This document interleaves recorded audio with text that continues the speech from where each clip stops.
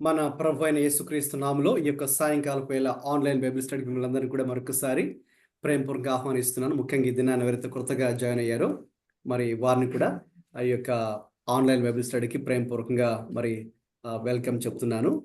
ఈ యొక్క ప్రతి వారం కూడా ప్రతి గురువారం ఎవ్రీ థర్స్డే 7:30 నుంచి మనకు 9 o'clock వరకు కూడా ఈ యొక్క ఆన్లైన్ బైబిల్ స్టడీ జరుగుతుంది. మరి ఇందులో మరి దేవుని యొక్క సేవ చేసేవారు, దేవుని సేవకులు, అలాగే మరి విశ్వాసులు ఉన్న వారు కూడా అందరు కూడా మిక్స్డ్ గ్రూప్, అందరు కూడా దేవుని యొక్క వాక్యం నేర్చుకోవాలి అనే ఆశతో ఉన్నటువంటి వారందరూ కూడా మరి ఉన్నారు. దాన్ని బట్టి మరి నేను ప్రభుని ఎంతగానో స్తుతిస్తున్నాను. గమనించండి, మనకు దేవుని యొక్క వాక్యంలో ఒక కాలము రాబోతున్నది. ఆ కాలము క్షామము రాబోతుంది. ఆ క్షామం అంటే ఒక కరువు. ఆ కరువు దేని కొరకు అని ఆలోచిస్తే అది ఆహారం కొరకు కాదు, నీటి కొరకు కాదు, అది దేవుని వాక్యం కొరకు అయినటువంటి కరువు అని ఒక వాక్యం అనుకున్నది. ఆమోసు గ్రంథంలో మరి ఆ వాక్యాన్ని మరి మనం చూసినప్పుడు దేవుని యొక్క నిజమైన వాక్కు కొరకైనటువంటి క్షామము, famine for the real word of God. మనం అనుకోవచ్చు మన చుట్టూ మరి ఎంతో మరి వాక్యాలు చెప్పబడుతున్నాయి, అనేక మీటింగ్స్ జరుగుతున్నాయి, అనేక సర్వీసెస్ కండక్ట్ చేస్తూ ఉన్నారు, లేకపోతే ఇలాగా మీడియాను కూడా ఉపయోగించుకొని అనేక ఛానల్స్ ద్వారా కూడా వాక్యాన్ని చెప్తూ ఉన్నారు అని. అయితే అది దేని కొరకైనటువంటి క్షామం అని కనుక చూస్తే ఒకసారి ఆ వాక్యాన్ని మీకు చదివి వినిపిస్తానంటే దయచేసి మీ పరిశుద్ధ గ్రంథాలను please turn your Bibles to Amos chapter 8 verse 11. ఆమోసు గ్రంథము 8వ అధ్యాయము 11వ వచనం చదవండి దయచేసి.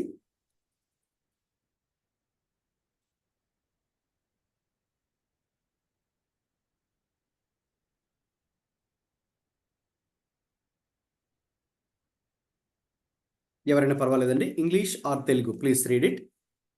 ఆమోసు గ్రంథము 8:11. ఎవరు మొదట తీస్తే వారు చదవచ్చండి. We can save time.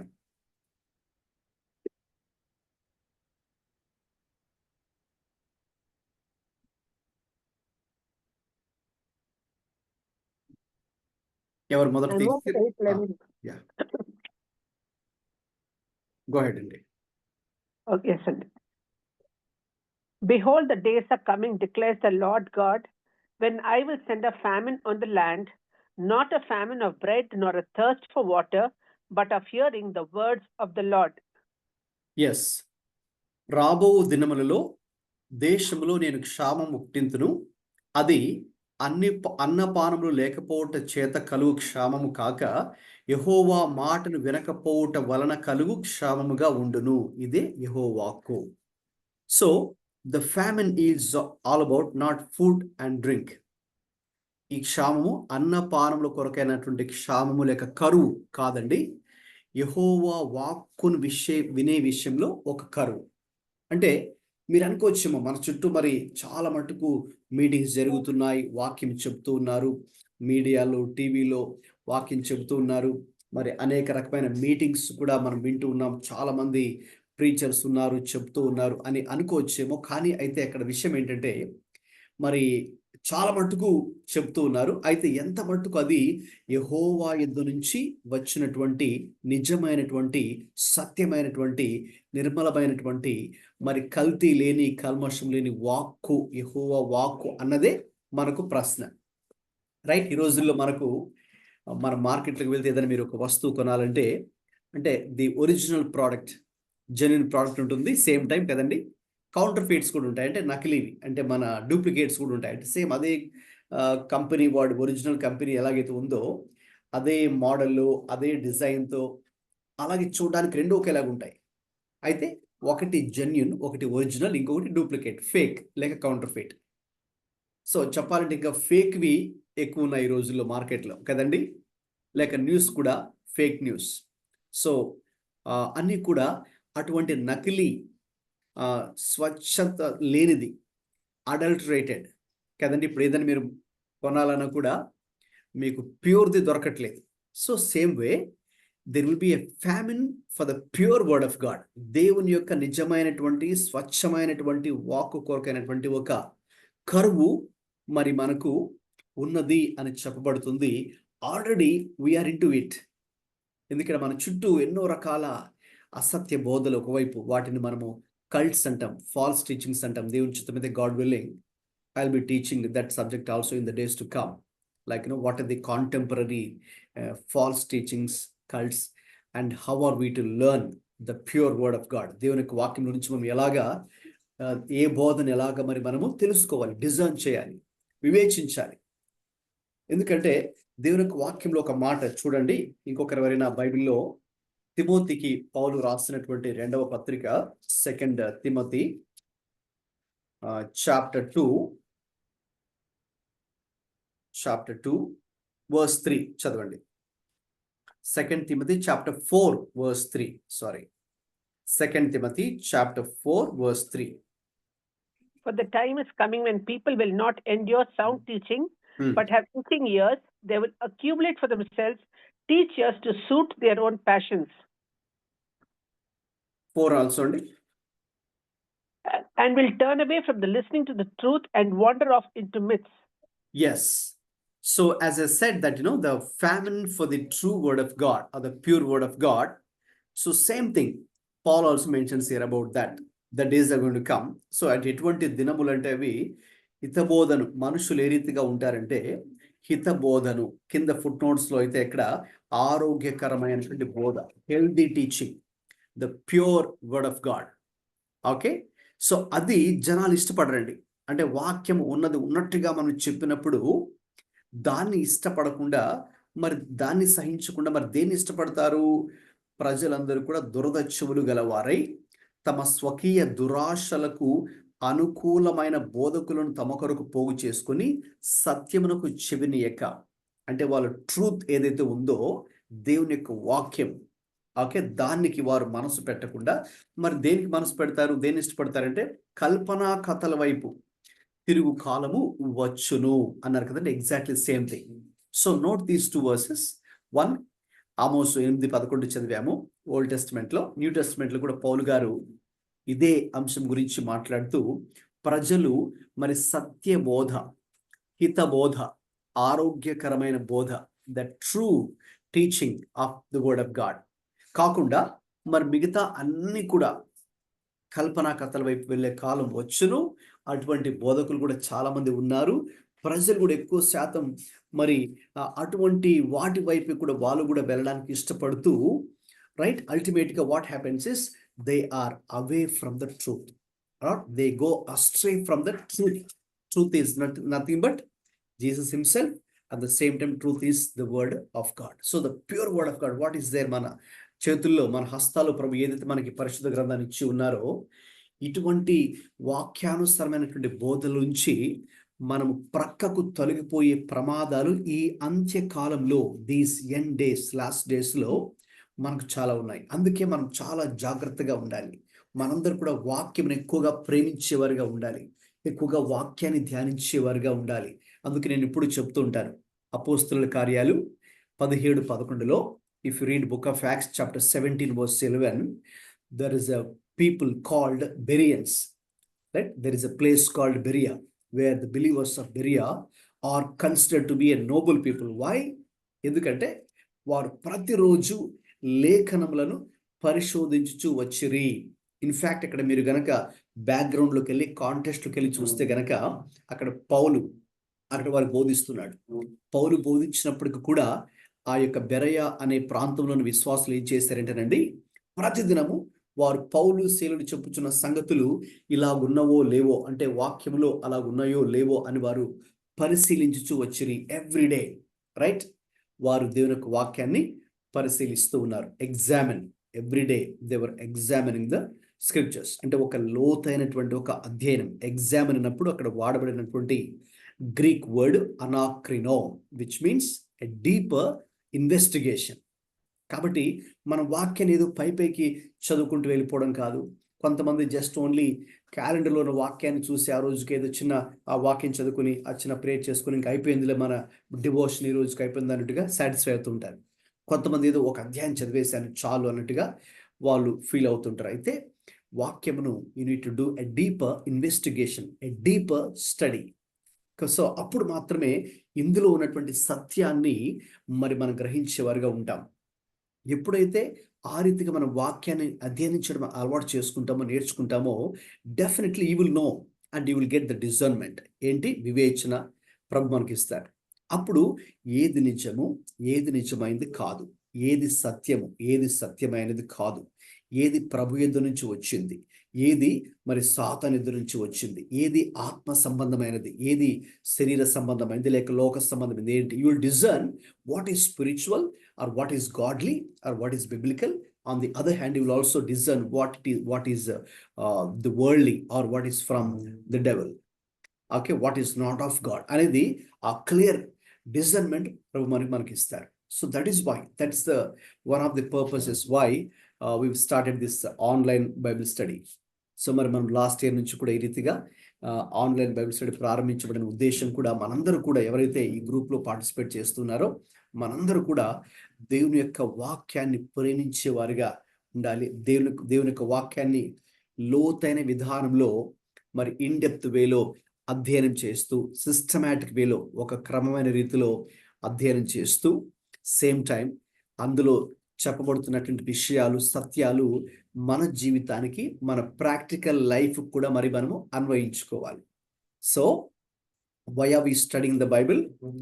Not just to get some information, but in order to experience transformation in our lives. అందుకే ప్రపంచంలో ఉన్న అన్ని పుస్తకాలు, you put all the books together, the books in this world together, they give you only information, but only the Holy Bible gives you the transformation of life.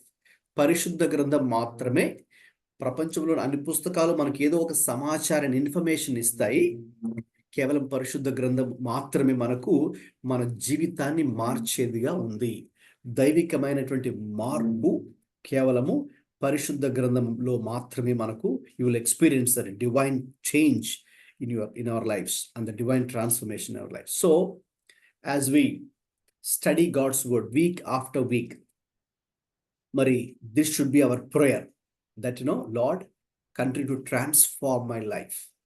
Right? The moment you learn something new, so that must bring transformation in our lives. That must bring change in the way we think and also in the way we behave or in the way we live. Right? That's how the word of God is meant. దేవుని యొక్క వాక్యం యొక్క ఉద్దేశం కూడా ఏంటంటే, దేవుడు మనతో మాట్లాడే ప్రతి మాట, లేక మనం తెలియచేసే ప్రతి సత్యము, లేక ఆయన నేర్పించే ప్రతి నూతనమైనటువంటి సత్యాలు మనం తెలుసుకోవడం ద్వారా, వాటిని నేర్చుకోవడం ద్వారా మన జీవితాలకు అన్వయించుకొని మన జీవితాల్లో గొప్ప మార్పును మరి చూడాలని దేవుడు కూడా కోరుతూ ఉన్నాడు. So praise God. దేవుడు మరి మనకు అటువంటి కృపను ప్రభు మనకు అనుగ్రహించును గాక. Praise be to the name of the Lord. Right, as a way of introduction మీకు ఆ విషయాలు నేను షేర్ చేశాను. సో మరి ఈ యొక్క బైబిల్ స్టడీలో మరి మీకు తెలుసు, ఇక్కడ పవర్ పాయింట్ మీద మీరు చూస్తున్నట్టుగా మరి మన మెయిన్ సబ్జెక్ట్ యేసుక్రీస్తు ప్రభు యొక్క జీవితము, ఆయన చెప్పినటువంటి బోధలు, అలాగే ఆయన చేసినటువంటి పరిచర్య. రైట్, సో ఇది ఈ స్లైడ్ మీరు చూస్తున్నారు కదండి. ఓకే, సో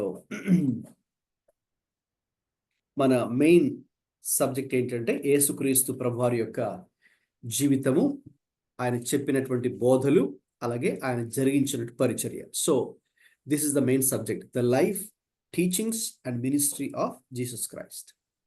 ఎందుకు యేసుక్రీస్తు ప్రభువారి జీవితము మరి మనము ఇంత లోతైన విధానంలో మరి అనేక వారాలుగా ఇక్కడ మనం అధ్యయనం చేస్తున్నామంటే, ముఖ్యంగా 4 సువార్తల్ని ఆధారం చేసుకొని, right, covering the 4 gospels of the new testament. మత్తయి సువార్త, మార్కు, లూకా, యోహాను, 4 సువార్తలను ఆధారం చేసుకొని put together these 4 gospels, we are learning about the subject of the life, teachings, ministry of Jesus Christ. ఎందుకంటే యేసుక్రీస్తు ప్రభువారి జీవితము ఇది ఒక మాదిరికరమైనటువంటి జీవితం. This is the exemplary life of Jesus to anybody కదండి. ప్రపంచంలో ప్రతి ఒక్కరు కూడా, whether they are into ministry or they are into secular world, whatever it may be, but the exemplary life మనం ఎవరిలో చూడొచ్చు అంటే క్రీస్తులో మనం చూడొచ్చు. సో ఆ జీవితాన్ని, యేసుక్రీస్తు ప్రభుకి జీవితాన్ని, ఆయన చెప్పిన బోధలను, ఆయన చేసిన పరిచర్య మినిస్ట్రీని మనం గనక పూర్తిగా గ్రహిస్తే మనందరిలో చాలా గొప్ప మార్పు ఉంటుంది అని నేను నమ్ముతున్నాను. ప్రాక్టికల్గా కూడా మనందరి జీవితాల్లో కూడా గొప్ప ట్రాన్స్ఫర్మేషన్, ఇప్పుడు ఏదైతే నేను ఆ ట్రాన్స్ఫర్మేషన్ గురించి చెప్తున్నానో that will take place.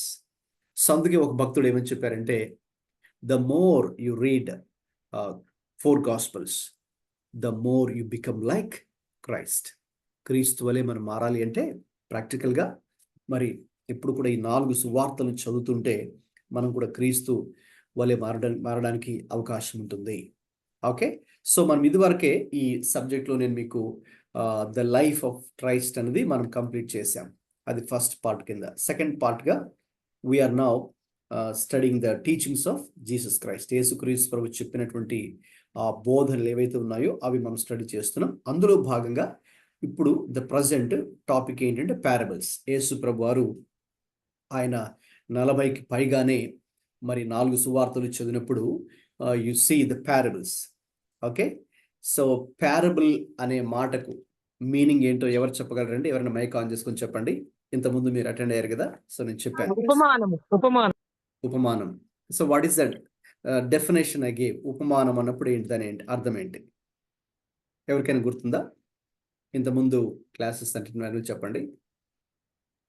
An earthly story with heavenly meaning. Yes, గట్టిగా చెప్పమ్మా ఇంకొకసారి. An earthly story with heavenly meaning.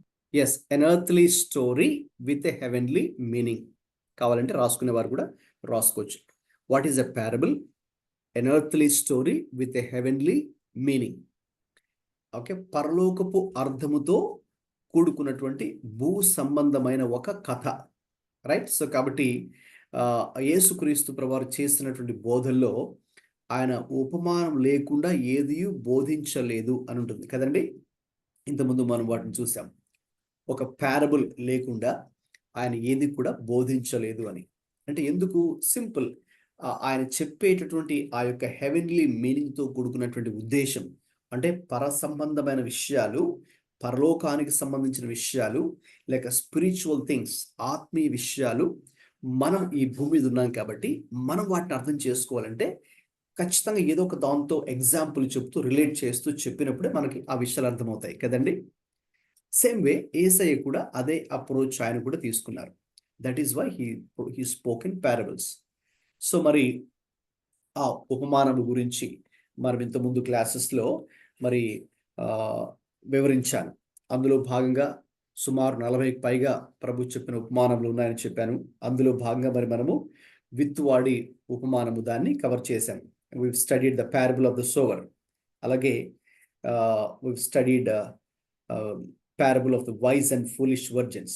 బుద్ధిగల అలాగే బుద్ధి లేని కన్యకలు గురించి ఉపమానాన్ని కూడా మనం అధ్యయనం చేశాం. అలాగే తలాంతుల ఉపమానం, we've seen the parable of the talents.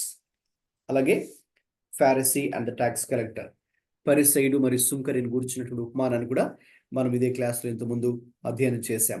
అలాగే ద పర్సిస్టెంట్ విడో, పట్టుదల కలిగినటువంటి విధవరాలు అనేటటువంటి ఉపమానాన్ని కూడా మనం ఇక్కడ అధ్యయనం చేశాం. అన్మర్సిఫుల్ సర్వెంట్, కనికరం లేని ఒక సేవకుడు గురించిన ఉపమానం. అలాగే ద గుడ్ సమరిటన్, మంచి సమరయుడు. అలాగే last week the parable of the unfruitful fig tree, ఫలము లేనటువంటి, ఫలించలేనటువంటి అంజూరపు చెట్టు ఉపమానాన్ని లాస్ట్ వీక్ మరి మనము అధ్యయనం చేశాం. Right.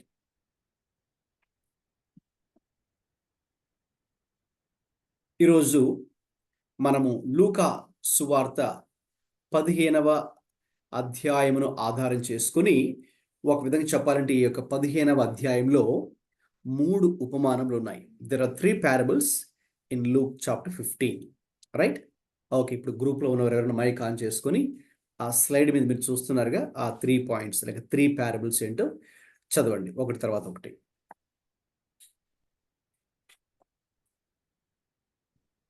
Parables of God's great love, the lost sheep, Luke 15:1-7, lost coin, Luke 15:8-10, the lost prodigal son, Luke 15:11-32. Yes, thank you అండి. గమనించండి, ఈ entire chapter of Luke 15 okay we're going to cover today. ఈరోజు లూకాసు వార్త 15వ అధ్యాయంలో చెప్పబడినటువంటి యొక్క 3 ఉపమానములు కూడా ఈరోజు మరి మనం ధ్యానం చేయబోతున్నాం. ఇవి చాలా మనకు ఫెమిలియర్ పారబుల్సే, చాలా మటుకు మీరు వీటి గురించి వినే ఉంటారు. ఓకే, ఇవి చాలా పాపులర్. ఓకే, ఈ 3 ఉపమానాలు కూడా తెలుగులో అయితే మరి తప్పిపోయినటువంటి గొర్రె, అలాగే పోగొట్టుకున్నటువంటి నాణెము, అలాగే తప్పిపోయినటువంటి కుమారుడు. ఈ యొక్క 3 ఇలా మరి పారబుల్స్ ఇందులో ఉన్నాయి. సో నేను ఈ 3 పారబుల్స్కి ఇచ్చినటువంటి ఒక టైటిల్ మీరు అక్కడ పైన హెడ్డింగ్ చూస్తున్నారుగా ఎల్లో కలర్లో, parables of what? God's great love. అవునండి. ఈ 3 ఉపమానములు మనం అధ్యయనం చేసినప్పుడు మనకు కనిపించేది ఏంటి అంటే ఆ పరలోకపు తండ్రి దేవుని యొక్క గొప్ప ప్రేమ. ఓకే, మామూలు ప్రేమ కాదు, wonderful love, great love, amazing love. Like you can describe in different what we call it adjectives కదండి. సో ఇంగ్లీష్ గ్రామర్లో వీ కాల్ అడ్జెక్టివ్. సో ఒక దాన్ని విశ్లేషించడానికి you want to describe something, so what you describe is called as adjective. So kabatti love, what kind of love is it? It's great love, it's amazing love, it's wonderful love, it's beautiful love kada. Inka alaga it's adi everlasting love. So alaga manam చాలా చాలా పదాలను you can use many vocabularies to describe God's love. That's what we're going to see okay ఈ chapter లో. అయితే ఈ రోజున మనము ట్రెడిషనల్గా ఏవైతే వింటూ వస్తున్నామో వీటి గురించి అలాగే కాకుండా, సో వీటిని మనము ఇంకొక కోణంలో కూడా మనం ఇంకొక యాంగిల్లో వీటిని మనం చూస్తూ as believers and as servants of God, okay, how are we to what kind of attitude are we suppose to have? Okay, so మన Christian attitude towards others, especially others who are lost. Okay, so కాబట్టి ఎవరైతే దేవునిలో లేకుండా తప్పిపోయిన స్థితిలో ఉన్నారో, లేక పాపపు స్థితిలో ఉన్నారో, లేక వెలిగించబడి మళ్ళీ తిరిగి వెనక్కి వెళ్ళిపోయిన వారు, అంటే ఒకప్పుడు రక్షణ పొంది మారు మనసు పొంది క్రీస్తులో కొంతకాలం జీవించి తిరిగి మళ్ళీ వెనక్కి వెళ్ళిపోయిన వారు, తిరిగి మళ్ళీ పాపంలో పడిపోయిన వారు, మళ్ళీ తిరిగి లోకంలో కలిసిపోయిన వారు, మళ్ళీ తిరిగి తమ పాత పద్ధతులకు మరి వెళ్ళిపోయినటువంటి వారి పట్ల మన వైఖరి ఎలా ఉండాలో కూడా ఈరోజు మరి మనం ఆ యాంగిల్లో నుంచి ఈ 3 ఉపమానాలు కూడా మరి మనము స్టడీ చేయాలి. ప్రేయర్ఫుల్గా మనం స్టడీ చేసినప్పుడు definitely I'm sure we going to learn greater truths from God's word, and then that will help us to implement in our own lives. మన జీవితాల్లో కూడా ఇప్పుడు what kind of attitude are we suppose to be having? Okay, keep that in mind. Okay, అది ఎటువంటి attitude మన క్రైస్తవ జీవితంలో మనం కలిగి ఉండాలి. Okay, towards the end of my session we going to discuss. మీ థాట్స్ కూడా మీరు షేర్ చేయండి. ఓకే, దాన్ని కూడా మనం డిస్కస్ చేయబోతున్నాం. ఎటువంటి యాటిట్యూడ్ మనం we're going to have. So ఆ యాటిట్యూడ్ కాకుండా వేరే యాటిట్యూడ్తో మనం ఉంటే ఏం జరుగుతుంది? Okay, that also we going to discuss. Okay, right. So నేను మీకు ఇంతకుముందు క్లాసులు చెప్పినట్టుగా every parable has a purpose or a meaning, a specific meaning ఉంటుంది. ప్రభువారు ఏదో ఊరుకునే వాళ్ళకి జస్ట్ టైం పాస్ కోసం వాళ్ళకి ఆ ప్యారబుల్ చెప్పలేదు కదా, మనకు తెలుసు, right? You know that. So ఆయన ఏదైనా ఒక మాట చెప్పారంటే దాని వెనుక ఒక ఉద్దేశం, ఒక సందేశం, ఒక ఆత్మీయమైన సందేశం, ఒక స్పిరిచువల్ మెసేజ్ అందులో ఉంటుంది కదండి. నౌ సో అది ఎలా తెలుస్తుంది మనకంటే the text it self will tell you. The paragraphs of the చాప్టర్లో మీరు చదివినప్పుడు అయితే స్టార్టింగ్లో, ఆ చాప్టర్ యొక్క స్టార్టింగ్లో కానీ లేక చాప్టర్ ఎండింగ్లో కానీ why Jesus has mentioned that particular parable. So the specific purpose will be revealed to us. ఆ ఉద్దేశం ఆ అధ్యాయము ప్రారంభంలో కానీ ఆ అధ్యాయం చివరిలో కానీ యేసయ్య ఎందుకు ఆ ఉపమానాన్ని చెబుతున్నారో మనకు అర్థమవుతుంది. So that is very important. Okay, so మనము స్టోరీ ఎంత ఇంపార్టెంటో ఇంకా దానికన్నా ఇంపార్టెంట్ ఏదంటే ఏ ఉద్దేశంతో ఆ స్టోరీ, ఆ పారబుల్ ఆయన చెప్పారు. అది important. That is the key, that is the main theme or that is the main purpose of narrating this entire story or the parable. Okay, so మర్చిపోవద్దు. సో చాలా మంది ఏంటంటే ఆ స్టోరీ చాలా ఇంట్రెస్టింగ్ ఉందని ఆ స్టోరీ మీదకి అటెన్షన్ వెళ్ళిపోద్ది.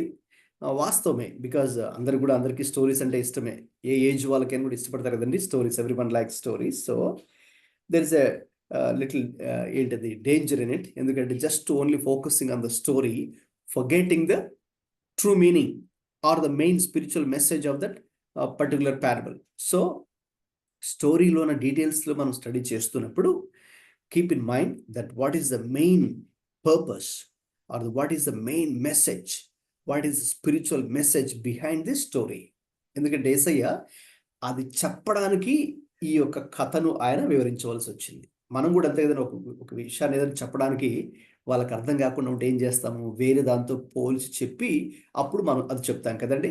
సో సేమ్ వే యేసు ప్రభువు కూడా ఆ రోజుల్లో వారందరికీ అర్థం అవ్వాలి అనే ఉద్దేశంతో ఆయన ఒక దాంతో పోల్చి, అందుకే కదా పారబోలే, పారబుల్ అనే ఇంగ్లీష్ వర్డ్, పారబోలే అనే గ్రీక్ వర్డ్ నుంచి వచ్చింది.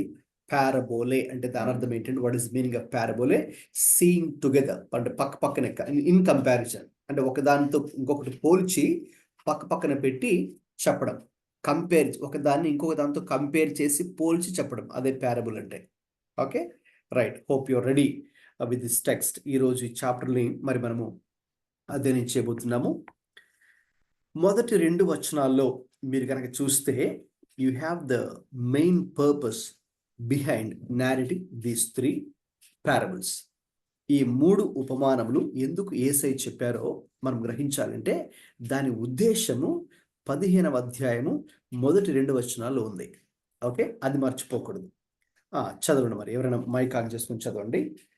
ఇంగ్లీష్ అయినా పర్వాలేదు, తెలుగు అయినా పర్వాలేదు. లూకా 15 మొదటి 2 వచనాలు. Luke 15, 1 and 2 verses. Now the tax collectors and sinners were all drawing near to him, and the Pharisees and the scribes grumbled, saying, "This man receives sinners and eats with them." తెలుగులో ఎవరైనా చదవండి, తెలుగులో కూడా. ఒకప్పుడు సమస్తమైన సుంకరులను పాపులను ఆయన బోధన వినుటకు ఆయన దగ్గరకు వచ్చిచుండగా పరిసయ్యులను శాస్త్రులను అది చూచి ఇతడు పాపులను చేర్చుకొని వారితో కూడా భోజనం చేయుచున్నాడని చాలా సనుగుకొనిరి. రైట్, దట్స్ వెరీ ఇంపార్టెంట్ అండి. చాలా మంది అది దానికి ఇంపార్టెన్స్ ఇవ్వకుండా అది మర్చిపోయి ఇంకా నెక్స్ట్ స్టోరీలోకి వెళ్ళిపోతుంటారు. ఓకే, అయితే ఎందుకు ఈ స్టోరీస్ 3 స్టోరీస్ లేక 3 పారబుల్స్ చెప్పారో అది ఉద్దేశం, అది కాంటెక్స్ట్, మెయిన్ కాంటెక్స్ట్ ఏంటంటే అక్కడ ఆ రోజుల్లో యేసు ప్రభువు బోధిస్తున్నప్పుడు now you see 2 types of categories of people. Okay, attending Jesus meeting. యేసయ్య బోధిస్తున్నప్పుడు ఆ బోధ వినడానికి ఓకేనండి ఈ 2 రకాల ప్రజలు ఉన్నారు అక్కడ. ఒకవైపు ఎవరున్నారండి చెప్పండి, టెక్స్ట్ చదివారు కదా, ఒకవైపు ఎవరున్నారు? సో ఇది బైబిల్ స్టడీ కాబట్టి మీరు కూడా పార్టిసిపేట్ చేయాలండి. నేను క్వశ్చన్స్ అడిగినప్పుడు మీరు కూడా రెస్పాండ్ అవ్వాలి. Tax collectors and sinners. Yeah, on the one hand you see tax collectors and sinners. Okay, on the other hand ఇంకెవరు, వేరే వాళ్ళు ఎవరున్నారండి ఇంకొక వైపు? Pharisees and scribes. Yes, Pharisees and scribes ఉన్నారు. తెలుగులో ఒకవైపు ఏమో సమస్తమైన సుంకరులు పాపులు ఒకవైపు ఉన్నారు, ఇంకొక వైపు పరిసయ్యులు శాస్త్రులు ఉన్నారు. యేసుక్రీస్తు ప్రభువారు ఆ రోజుల్లో బోధిస్తున్నప్పుడు, సో కాబట్టి చాలా కాన్సన్ట్రేటెడ్గా మరి ఇప్పుడు మనం విందాము. ఓకే, అందులో ఉన్నటువంటి ఇంటెన్స్ మీనింగ్లోకి మనం మరి వెళ్ళాలి. So as Jesus begins to teach, okay, ఇప్పుడు మనకి 2 రకాల గుంపులు అక్కడ ఉన్నారు. ఒకవైపు ఏమో ఈ యొక్క సుంకర్లు ఉన్నారు, పాపులు ఉన్నారు, మరొక వైపు పరిసయ్యులు శాస్త్రులు. సో వీరి గురించి ఓకే మనకు కొంత తెలుసు కదండి. సో ఎవరు వీళ్ళు అది మనం మర్చిపోకూడదు. ఆ కాంటెక్స్ట్, వాళ్ళ బ్యాక్గ్రౌండ్ ఏంటో మరి మనము తెలుసుకోవాలి. So that's the main purpose of Bible study, right? So కాబట్టి ఈ పరిసయ్యులు శాస్త్రులు ఎవరు అని కనుక ఆలోచిస్తే ఆ రోజుల్లో ఈ యొక్క జూయిష్ పీపుల్, యూదులు ఉన్నారు కదండి, వారిలో సుమారు 6 తెగలుగా వాళ్ళు విడిపోయి ఉన్నారు. శాస్త్రులు, పరిసయ్యులు, సద్దూకైలు, హేరోదేయులు, ఎస్సేనీయులు, జలోతీయులు అని సుమారు ఒక 6 types ఆఫ్ జూయిష్ పీపుల్ ఆ రోజుల్లో ఉండే వీళ్ళందరూ జూయిష్ పీపులే, కానీ వాళ్ళు ఓకేనండి, they are divide by their groups. So ఎందుకు డివైడ్ అయ్యారంటే వాళ్ళకు ఒక్కొక్క గ్రూప్ ఒక్కొక్క ఫోకస్ ఉంది. ఓకేనండి. సో ఈ యొక్క ఉదాహరణకు శాస్త్రులు అన్నప్పుడు వాళ్ళ డ్యూటీ మెయిన్ థింగ్ ఏంటంటే ధర్మశాస్త్ర ప్రతులని వారు వ్రాసేవారు, అనేక ప్రతులు రాసేవారు. మనకి ఇప్పట్లో అయితే మనకి జిరాక్స్ మిషన్స్ ఉన్నాయి, కానీ అప్పట్లో ఏదైనా ఒక కాపీ జిరాక్స్ చేసుకోవాలంటే అది లేదు కదా. సో వాళ్ళే వ్రాసేవారు, శాస్త్రులు, scribes used to do that. అలాగే ఇక పరిసయ్యులు అన్నప్పుడు వాళ్ళు చాలా మతనిష్ట కలిగినటువంటి వారు, రిలీజియన్ మీద ఫోకస్ పెట్టి ధర్మశాస్త్రం, ద లా, వాళ్ళకి తోరా ఏదైతే బోధిస్తుందో దాన్ని తూచ తప్పకుండా పాటిస్తుండే religious people. Whereas if you talk about Herodians, హేరోదీలు ఉన్నారు కదండి, వాళ్ళు పొలిటికల్ పార్టీ, పొలిటికల్గా వాళ్ళు ఉండేటటువంటి వారు. సో అలాగా ఇంకా జెలోతీలు, జెలట్స్ అని ఉండేవారు. అందరూ వాళ్ళు ఎవరంటే ఇక అప్పుడు the then existing government, Roman గవర్నమెంట్కి వ్యతిరేకంగా మరి ప్రొటెస్ట్ చేసేటటువంటి వారు యూదుల్లోనే. సో అలాగా వారి యొక్క ఇంట్రెస్ట్ని బట్టి, లేక వారు దేని మీద ఎక్కువగా ఆసక్తి కలిగి ఉన్నారో దాన్ని బట్టి ఆ పేర్లు వాళ్ళకు కూడా పెట్టడం జరిగింది. ఓకే. సో వాళ్ళందరూ ఒక సైడ్ ఉన్నారు. అయితే వాట్ ఈస్ దర్ యాటిట్యూడ్? ఇంతకుముందు నేను మీకు ఇక్కడ we have studied one parable. So I ask 1 or 2 questions out of that. The parable of the Pharisee and the tax collector. పరిసయుడు అలాగే సుంకరి అనే ఒక ఉపమానం స్టడీ చేశాం కదండి. మరి చెప్పండి, ఆ దేవాలయంలోకి ప్రార్థన చేయడానికి వెళ్ళినప్పుడు పరిసయుడు ఎలా ప్రార్థన చేశాడు? చెప్పండి, ఎవరైనా తెలిసినారు మైక్ ఆన్ చేసుకొని చెప్పండి. I'm not like this man.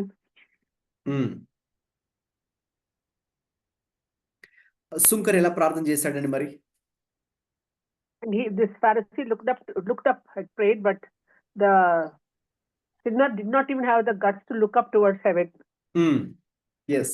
Okay. So అక్కడ మనకు తెలిసిపోతుంది ఏంటంటే ఆ పరిసయుడు, ఫారిసీ ఎవరైతే ఉన్నారో పరిసయుడు, ఎందుకంటే ఇక్కడ కూడా మనకు పరిసయుల గురించి రాయబడింది కదా.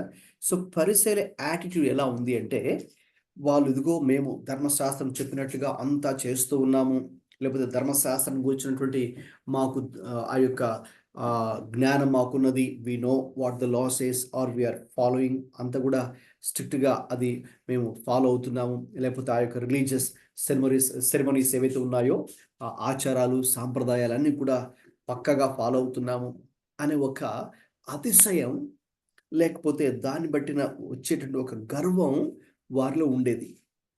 దాన్ని బట్టి ఏం చేసేవారు, వాళ్ళు ఎదుటి వ్యక్తుల్ని మరి తక్కువ చేసి మాట్లాడేవారు, ఎదుటి వ్యక్తుల్ని కించపరిచేవారు, వాళ్ళే నీతిమంతులము అనే ఒక స్వనీతితో ఆ రోజుల్లో వారు జీవించేవారు. So Pharisees are the ones who lived with the self-righteousness. Pride. Okay, pride, yes, self-righteousness or pride.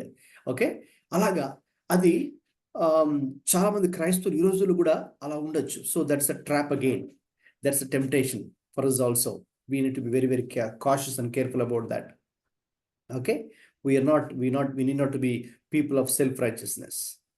Okay, కాబట్టి ఆ రోజుల్లో పరిసయ్యులు ఆ రీతిగా ఉన్నారండి. సో ఇతరుల్ని తక్కువ చూపు చూస్తూ, చిన్న చూపు చూస్తూ, తమను గురించి తాము గొప్పగా అనుకుంటూ, ఒక విధంగా చెప్పాలంటే వారు బయటికి అంటే బయట కనబడడానికి, అందరికీ కనబడడానికి అన్ని రకాల ఆచార సాంప్రదాయాలు చేస్తున్నారు, కానీ వారి హృదయం అయితే దేవునికి చాలా దూరంగా ఉంది. అందుకే యేసు ప్రభువారు వారిని ఎలా సంబోధించారండి? యు హిపోక్రైట్స్, మీరు వేషధారులైన శాస్త్రులారా, పరిసయ్యులారా. రైట్. సో ఇది మీకు అర్థం అవ్వాలంటే Matthew chapter 23 you must read. Okay, ఇప్పుడు కాదు, టైం లేదు, మీ ఫ్రీ టైంలో మత్తయి సువార్త 23వ అధ్యాయం చదివి find out the 7 things that Jesus describes about Pharisees. Okay, and the scribes. ఎందుకంటే ఇక్కడ మనం చూసే 2 categories ఆఫ్ పీపుల్లో పరిసయ్యులు, శాస్త్రులు ఒకవైపు ఉన్నారు కదా. సో ఈ పరిసయ్యుల గురించి, శాస్త్రుల గురించి, వారు ఎటువంటి వారో, వారి యొక్క మెంటాలిటీ ఏ రీతిగా ఉందో, వారి ఆలోచన విధానం ఎలా ఉంది, వారి ప్రవర్తన ఎలా ఉంది, వారి జీవితం ఎలా ఉంది, ఏ రీతిగా వేషధారణతో వారు జీవిస్తున్నారో అది మనం తెలుసుకోవాలంటే ఈ పరిసయ్యులు, శాస్త్రుల గురించి 7 విషయాలు ప్రభువు చెప్పారు. అక్కడ ఆ 7 సందర్భాల్లో కూడా అయ్యో అయ్యో అయ్యో శాస్త్రులారా, అయ్యో పరిసయ్యులారా అని యేసు ప్రభువారు బాధతో ఆ మాటలు చెప్పారు. సో మీరు తర్వాత మీ ఫ్రీ టైంలో మత్తయి సువార్త 23 చదివితే ఆ 7 సందర్భాలు 7 విషయాలు మీరు తెలుసుకుంటారు. సో వారు ఎటువంటి యాటిట్యూడ్తో వారు ఉన్నారు. ఓకేనండి. సో అది one category of people there. ఇంకొక on the other hand you see, ఓకేనండి, ట్యాక్స్ కలెక్టర్స్ అండ్ సిన్నర్స్. సుంకరులు ఆ రోజుల్లో tax collectors were treated as sinners. They were known. ఎందుకంటే వాస్తవం కూడా, ఎందుకంటే ఆ రోజుల్లో వారు మరి గవర్నమెంట్కి ట్యాక్స్, రోమన్ గవర్నమెంట్కి ట్యాక్స్ మరి కట్టాలని వారు గవర్నమెంట్ వాళ్ళు కనుక ఇంత డిసైడ్ చేస్తే వీళ్ళు ఏం చేసేవారు, దానికి ఇంకా ఎక్కువగా చాలా అమౌంట్ వాళ్ళు తీసుకునేవారు. కాబట్టి అది ప్రజలకు తెలిసి వాళ్ళని చూసి వీళ్ళు అసహించుకునేవారు. వీరు పాపులు అనే ఒక ముద్ర, ఒక లేబుల్ వారి మీద వేసేశారు. సో మరి ముఖ్యంగా ఈ యొక్క పరిసయ్యులు, శాస్త్రులు ఎప్పుడైతే ఈ సుంకర్లు చూస్తారో వారిని చాలా చిన్న చూసేవారు. అందుకే మీకు తెలుసు కదా, Zacchaeus, the story of Zacchaeus, right? Luke 19. Okay, ఇది లూకా సువార్త 19లోకి మేము చూస్తే ఆ సుంకరి అయినటువంటి జక్కయ్య మరి ఇంటికి యేసు ప్రభువారు వెళ్ళినప్పుడు అక్కడ కూడా ఉన్నటువంటి పరిసయ్యులు వాళ్ళు ఏం చేశారండి చెప్పండి? హ్యాపీ ఫీల్ అయ్యారా యేసయ్య జక్కయ్య ఇంటికి వెళ్తుంటే? నో. వారు ఏం చేస్తారు? అక్కడ కూడా సనిగారు అక్కడ కూడా. సో మీరు అలా మీరు అలా బైబిల్ స్టడీ చేస్తున్నప్పుడు ఇక్కడ మనకి లూక్ 15:2లో వారు సనుగుకొని కదండి, దేవర్ మర్మరింగ్. సో ఇంకా ఎక్కడెక్కడ ఏ సందర్భాల్లో వాళ్ళు సనుక్కున్నారని కనుక చూస్తే అలా మీరు చదవాలి బైబిల్ స్టడీ చేసేటప్పుడు. లూక్ 19లో కూడా అక్కడ కూడా మళ్ళీ జక్కయ్య ఇంటికి వెళ్ళినప్పుడు ఏం చేస్తారంటే వాళ్ళు పరిసయ్యులు, ఇదేంటి ఈయన అక్కడ వాళ్ళ ఇంటికి వెళ్తున్నాడు ఏంటి, అతడు ఒక పరిసయ్యుడు, అతను ఒక సుంకరి కదా, అతను ఒక పాపి కదా, పాపి అయిన సుంకరిని జక్కయ్య ఇంటికి వెళ్తున్నాడు ఏంటి, ఈయన తెలీదా అన్నట్టుగా వాళ్ళు ఇష్టపడలేదు. అలాగే తమను తాము సనుక్కుంటున్నారు ప్రభుని గురించి. ఓకే, అదనమాట. సో కాబట్టి ఇక్కడ కూడా అదే పరిస్థితి. ఎప్పుడైతే యేసు ప్రభువారు బోధిస్తున్నప్పుడు ఆయన దగ్గరికి సుంకరులు మరి పాపులు వస్తున్నప్పుడు యేసు ప్రభు ఏం చేశారు? యేసు ప్రభు వారిని చేర్చుకున్నాడు, వారిని దగ్గరికి పిలిచాడు, మరి వారికి వాక్యం చెప్పాడు, వారితో కలిసి భోంచేశాడు. He had fellowship, okay, with them. ఎప్పుడైతే ఆయన ఈ పని చేశారో అప్పుడు వాళ్ళు ఎవరు? పరిసయ్యులు, శాస్త్రులు చూచి సనుక్కున్నారు, ఇష్టపడలేదు. ఇదేంటి యేసు ప్రభువారు ఈ ట్యాక్స్ కలెక్టర్స్, సిన్నర్స్తో ఈయన కలిసి ఉన్నాడేంటి, వాళ్ళతో కలిసి భోంచేస్తున్నాడేంటి అన్నట్టుగా మరి వారిని చూసి వాళ్ళు మాట్లాడుతున్నారు. ఓకే, సో అది కాంటెక్స్ట్ అండి, అది సందర్భం, అది మర్చిపోద్దు. సో ఆ పరిస్థితుల్లో ఎప్పుడైతే వాళ్ళు అలా సనుక్కుంటున్నారో మరి ప్రభుకు ముందు తెలుసు కదండి మన హృదయ ఆలోచనలు. మనం మాట్లాడడానికంటే ముందుగా ప్రభు తెలుసు మన హృదయంలో ఏముందో. సో ఆయన వెంటనే అందుకు ఆయన నౌ రీడ్ వర్స్ 3, 3వ వచనం చదవండి. అందుకైన వారితో ఈ ఉపమానం చెప్పండి. రైట్ అండి. సో అలాగ మనం బైబిల్ని చదవాలి, ఒక్కొక్క వచనాన్ని. ఓకే, మరి మనము డీటెయిల్డ్గా వీలైతే ఒక్కొక్క వర్డ్ని చదువుతూ అర్థం చేసుకుంటూ దాని వెనుక ఉన్న ఆత్మీయ సందేశాన్ని గ్రహిస్తూ మనం బైబిల్ని చదవాలి. ఇప్పుడు 3వ వచనంలో ఉంది కదా, అందుకు ఆయన వారితో ఈ ఉపమానం చెప్పాను. అందుకు అన్నప్పుడు వెంటనే మనం వేసుకోవాల్సిన ప్రశ్న ఏంటంటే ఎందుకు అని. ఓకే, బైబిల్ స్టడీలో అది కూడా ఒక కీ అనమాట. అందుకు అన్నప్పుడు, లేక ఇందును బట్టి, కావున, దేర్ ఫోర్, సో అని ఎక్కడైతే మన బైబిల్లో ఉంటుందో దట్ మీన్స్ దానికంటే పైన ఏదో ఒక ప్రాముఖ్యమైన సంఘటన జరిగింది కాబట్టి అని నెక్స్ట్ మనం చూస్తాం కదా. You see the word there for or so అని ఉంటుంది అనమాట. సో అందుకాయన అన్నప్పుడు ఎందుకు అని ప్రశ్నిస్తే ఎందుకు ఈ పరిసయ్యులు, శాస్త్రులు యేసు ప్రభువారు ఈ సుంకరుల్ని, పాపుల్ని తన దగ్గరికి చేర్చుకుంటున్నాడు, వారిని ప్రేమిస్తున్నాడు, వారితో ప్రేమగా మాట్లాడుతున్నాడు, వారితో కలిసి కూడా భోంచేస్తున్నాడు అనే విషయాన్ని వారు గ్రహించలేక దాన్ని తప్పుపడుతూ మరి వాళ్ళు ఆయన్ని అపార్థం చేసుకొని ఇంకా సనుక్కుంటున్నారు. వారిలో వారు సనుగుతూ గొనుగుతూ ఉన్నారు. సో అందుకు యేసయ్య వారితో ఈ ఉపమానం చెప్పాను. రైట్, ఓకేనండి. అది ఎందుకు ఈ 3 ఉపమానములు ఈ లూకా సువార్త 15లో తప్పిపోయిన గొర్రె, పోగొట్టుకున్న నాణెము, తప్పిపోయిన కుమారుడు. So the lost sheep, the lost coin, the lost son or the prodigal son అని పిలుస్తాం కదా. సో ఎందుకు ఈ 3 చెప్పవలసి వచ్చిందో ఇది దాని అర్థం. Okay, right. ఇప్పుడు 4వ వచనం చదవండి. మనకు అక్కడ మొదటి ఉపమానం, you see the first parable there.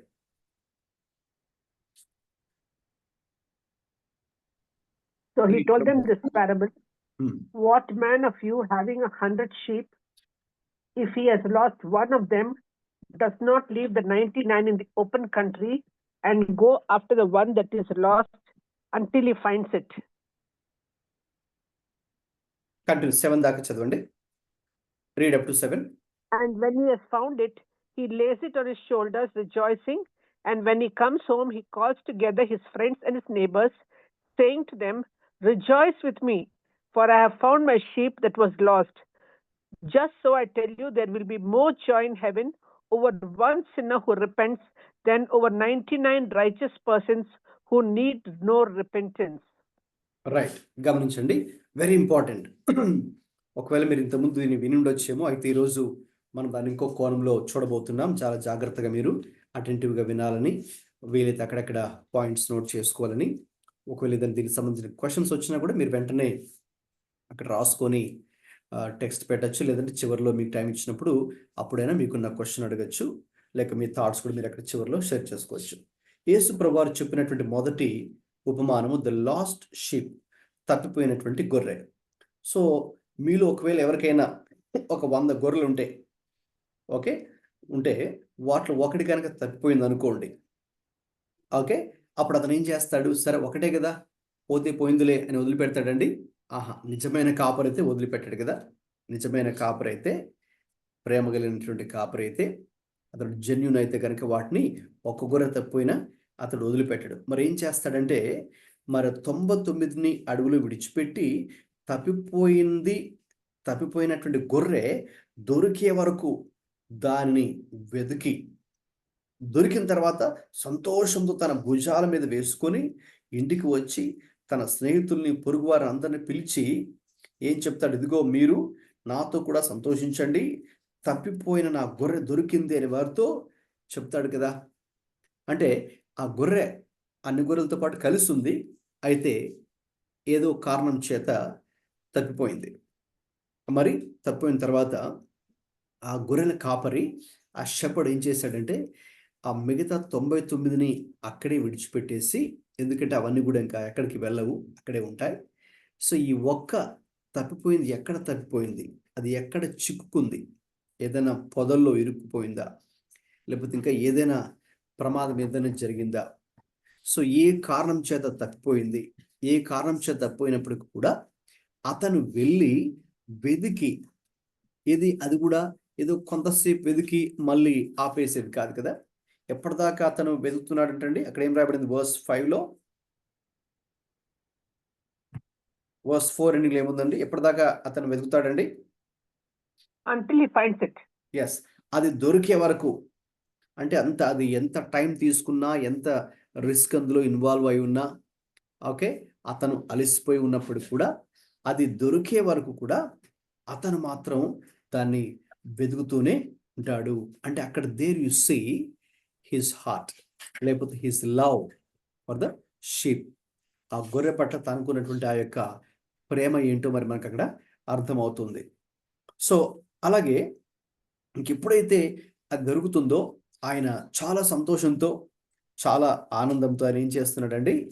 అది తీసుకుని వచ్చిన తర్వాత అక్కడున్న వాళ్ళందరిని పిలిచి, స్నేహితుల్ని పిలిచి, పొరుగు వారిని పిలిచి, ఇంక మీరేం చేయాలి? నాతో కూడా సంతోషించండి, తప్పిపోయిన నా గొర్రె దొరికింది అని వారితో ఆయన చెప్తున్నాడు. సో అది చెప్పిన తర్వాత ఓకేనండి, ప్రభు వారు ఒక మాట అన్నారు. ఇదేంటి?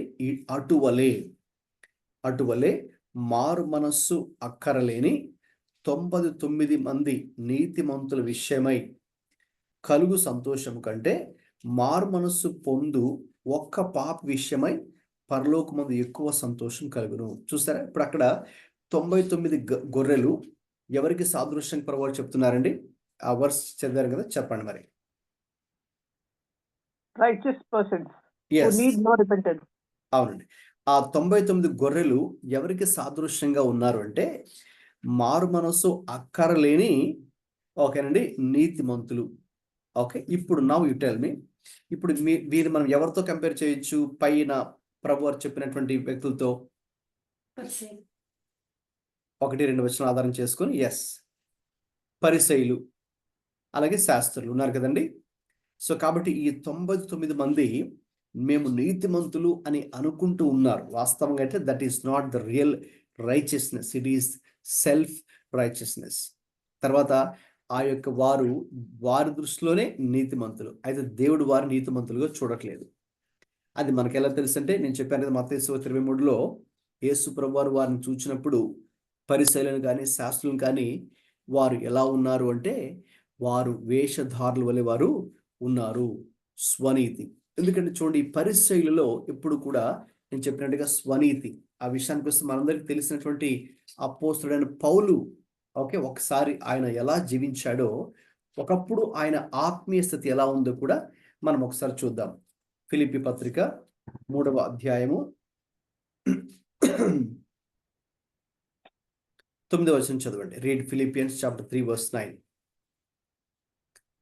ఒకప్పుడు పరిసేయుడిగా ఉన్న పౌలు కూడా ఎలా జీవించాడో మనకు అర్థమవుతుంది స్పష్టంగా. Read Philippians 3:9. And be found in him, not having a righteousness of my own that comes from the law, but that which comes through faith in Christ, the righteousness from God that depends on faith. Yes అండి, righteousness of my own through the law. ధర్మశాస్త్రమూలనైన నా నీతినిగాక అని ఉంది కదా. వీలైతే ఆ పదాన్ని మీరు బైబిల్లో అండర్లైన్ చేయండి, లేదంటే సర్కిల్ చేయండి. సో అక్కడ మన నీతి అంటే మన స్వనీతి, అంటే మనం ఏదైతే ఇది మంచిది అనుకుని మనం చేస్తామో, ఓకే, అది మన స్వనీతి.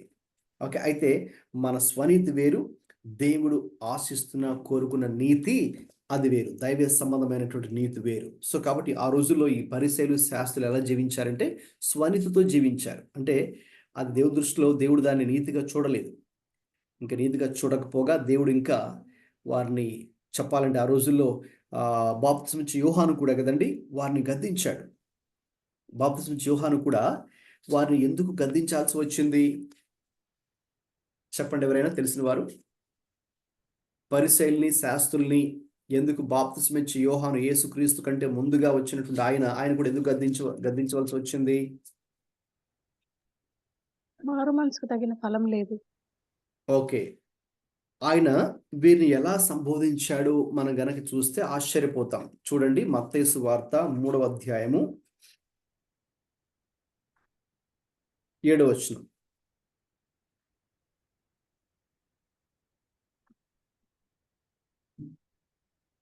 అతడు పరిసయ్యుల్లోను సద్దూకయ్యుల్లోను అనేకులు బాప్తిసం పొందవచ్చుట చూసి సర్పసంతానమా, రాబో ఉగ్రతను తప్పించుకొనుటకు మీకు బుద్ధి చెప్పిన వాడెవడు?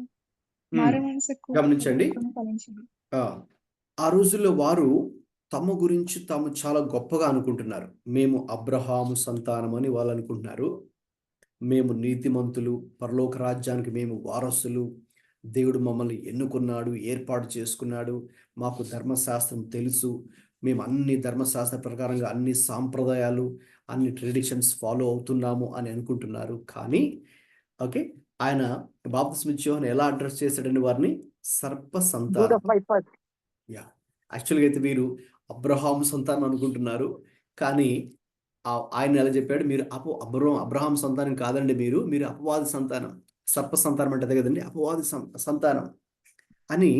అంటే వారిలో ఏ రీతిగా మారు మనసు లేదు, వారు ఫలాలు ఫలించట్లేదు అనే విషయాలు అలాగే చెప్తూ వస్తూ కింద మీరు అబ్రహాం సంతానం మీరు అనుకొనవద్దు, ఇదిగో ఇప్పుడే గొడ్డలి వేరు చెట్ల వేరున ఉంచబడి ఉంది గనుక మంచి ఫలము ఫలించని ప్రతి చెట్టును నరకబడి అగ్నిలో వేయబడును అని ఆయన బాప్తిస్మం ఇచ్చే యోహాను, అంటే వీరందరూ కూడా మీరు మారు మనస్సు పొందాలి అని చెప్తున్నారు. అంటే దాని అర్థం ఏంటి? వారికి మారు మనస్సు లేదు, అంటే వారి హృదయము మారలేదు, అంటే దేవుని దృష్టిలో వారు నీతిమంతులు కాదు, తమకు తాముగా అనుకుంటున్నారు అంతే.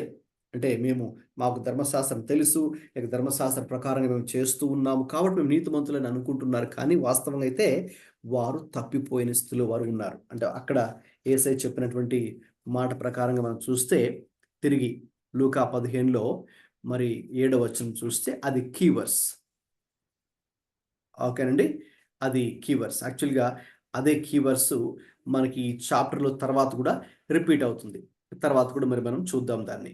కాబట్టి మారు మనస్సు అక్కరలేని 99 మంది ఆ రోజుల్లో ఆ పరిసయ్యులు, శాస్త్రులు ఏమనుకుంటున్నారు, మాకు మారు మనస్సు అక్కర్లేదు, మేము మళ్ళీ వ్యక్తిగతంగా పశ్చాత్తాపడవలసిన అవసరం లేదు. అంటే మా పాపాల విషయమై ఎవరికి వారుగా వ్యక్తిగతంగా పశ్చాత్తాపము, రిపెంటెన్స్ అనేది మనకు అవసరం లేదు. మేము ఆల్రెడీ ఈ జాతిలో పుట్టాం కాబట్టి, ఈ యొక్క ఫ్యామిలీ బ్యాక్గ్రౌండ్లో పుట్టాం కాబట్టి, పలాని గోత్రంలో పుట్టాం కాబట్టి, ఇంకా మేము పరలోక రాజ్య వారసులుగా తమకు తాము డిక్లేర్ చేసుకున్నారు. అయితే ఎవరికి వారుగా రక్షణ పొందలేదు. అయితే గమనించండి, రక్షణ అనేది వ్యక్తిగతమైనది. It is personal. Just because you are born in a Christian family, that doesn't mean that you are saved or you get salvation automatically. క్రైస్తవ కుటుంబంలో జన్మించినంత మాత్రాన, లేక సేవకుల కుటుంబంలో జన్మించినంత మాత్రాన మనకు రక్షణ ఆటోమేటిక్గా వంశపారంపర్యంగా వచ్చింది అని అనుకోవడానికి నో ఛాన్స్.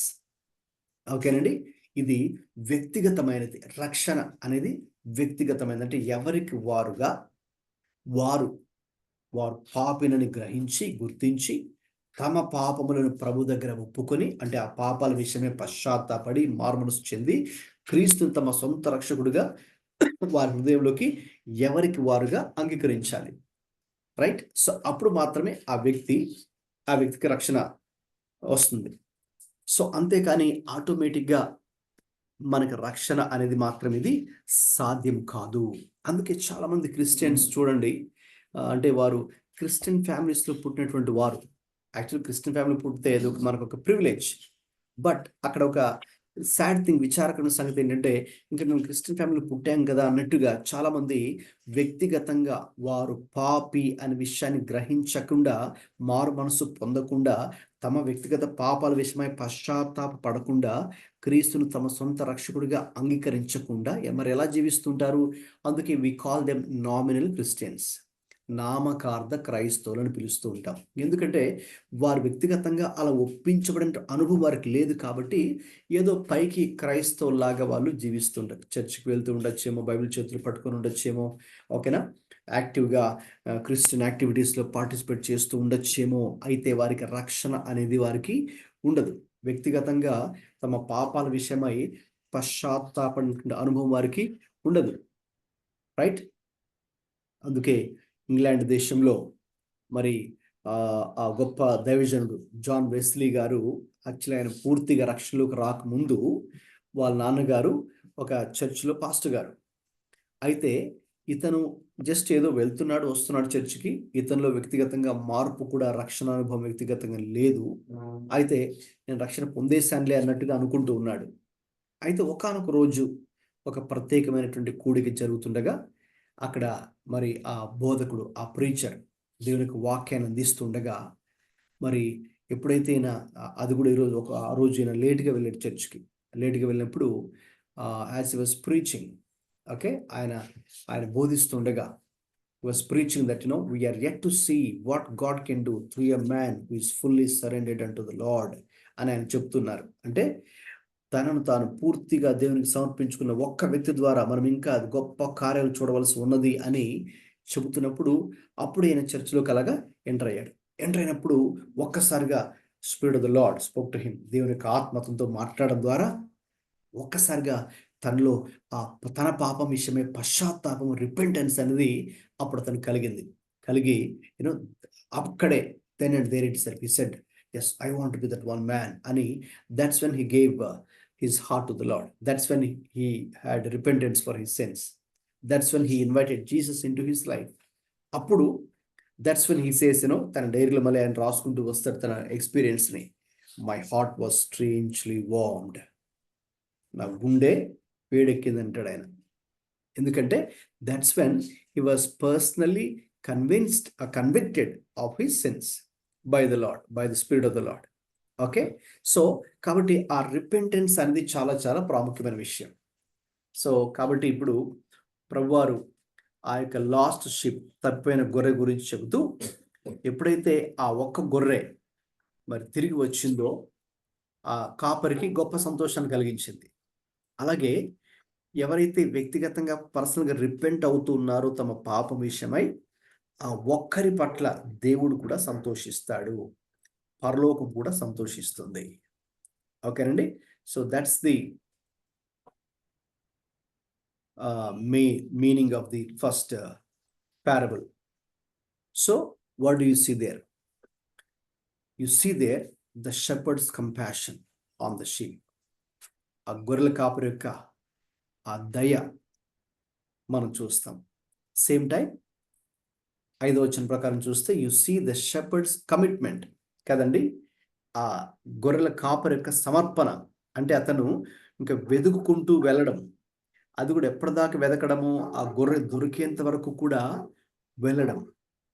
ఇంకెప్పుడైతే ఆ గొర్రె దొరికిందో దాన్ని బట్టి ఆయన సంతోషించడం. ఎందుకంటే ఒక విధంగా చెప్పాలంటే ఆయన ఒక గొప్ప విజయాన్ని, కాంక్వెస్ట్ని పొందుకున్నంత గొప్ప విజయాన్ని, సంతోషాన్ని దేవుడు మన పట్ల కలిగి ఉంటాడు. And that is why I say that it's a parable of God's great love. ఎందుకంటే ఈ గొర్రెల కాపరి దేవుడే, మరి ఆయనే మనకు ప్రధాన కాపరి అని వాక్యం తెలియజేస్తుంది. So Bible says that Jesus is good shepherd. We see that in John 10. So మళ్ళీ మీ ఫ్రీ టైంలో read the entire chapter of John 10. Yohanu సువార్త 10వ అధ్యాయం తర్వాత చదవండి. అందులో ఏ రీతిగా యేసు ప్రభువారు ఒక మంచి కాపరిగా ఆయన ఉన్నారు. మంచి కాపరిగా తన గొర్రెల పట్ల ఆయన ప్రాణాన్ని పెట్టడానికి కూడా ఆయన సిద్ధంగా ఉన్నాడు.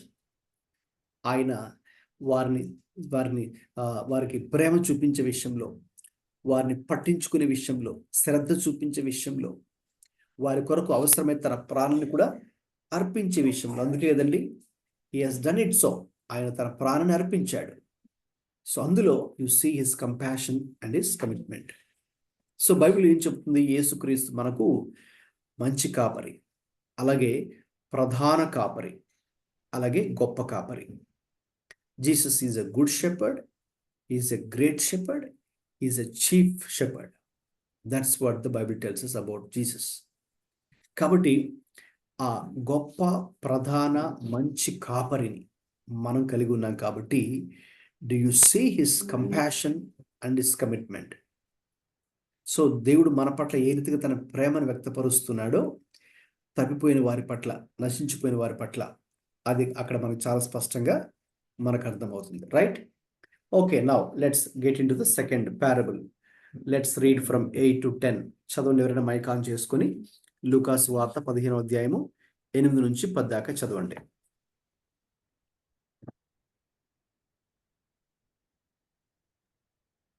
ఏ స్త్రీకైనా 10 వెండి నాణెములు ఉండగా వాటిలో ఒక నాణెం పోగొట్టుకుంటే ఆమె దీపం వెలిగించి ఇల్లు ఊడ్చి అది దొరికి వరకు జాగ్రత్తగా వెతకదా? అది దొరికినప్పుడు తన చెలికత్తెలను, పొరుగు వారిని పిలిచి, నాతో కూడా సంతోషించుడు, నేను పోగొట్టుకున్న నాణెము దొరికినదని వారితో చెప్పును కదా. అటువలే మారుమనసు పొందు ఒక పాప విషయమై దేవుని దూతల ఎదుట సంతోషం కలుగునని మీకు చెప్పుచున్నాను. ఓకే, సెకండ్ పారబుల్, రెండవ ఉపమానము 8 నుంచి 10 వచనాల్లో మనకి ఇక్కడ వ్రాయబడింది.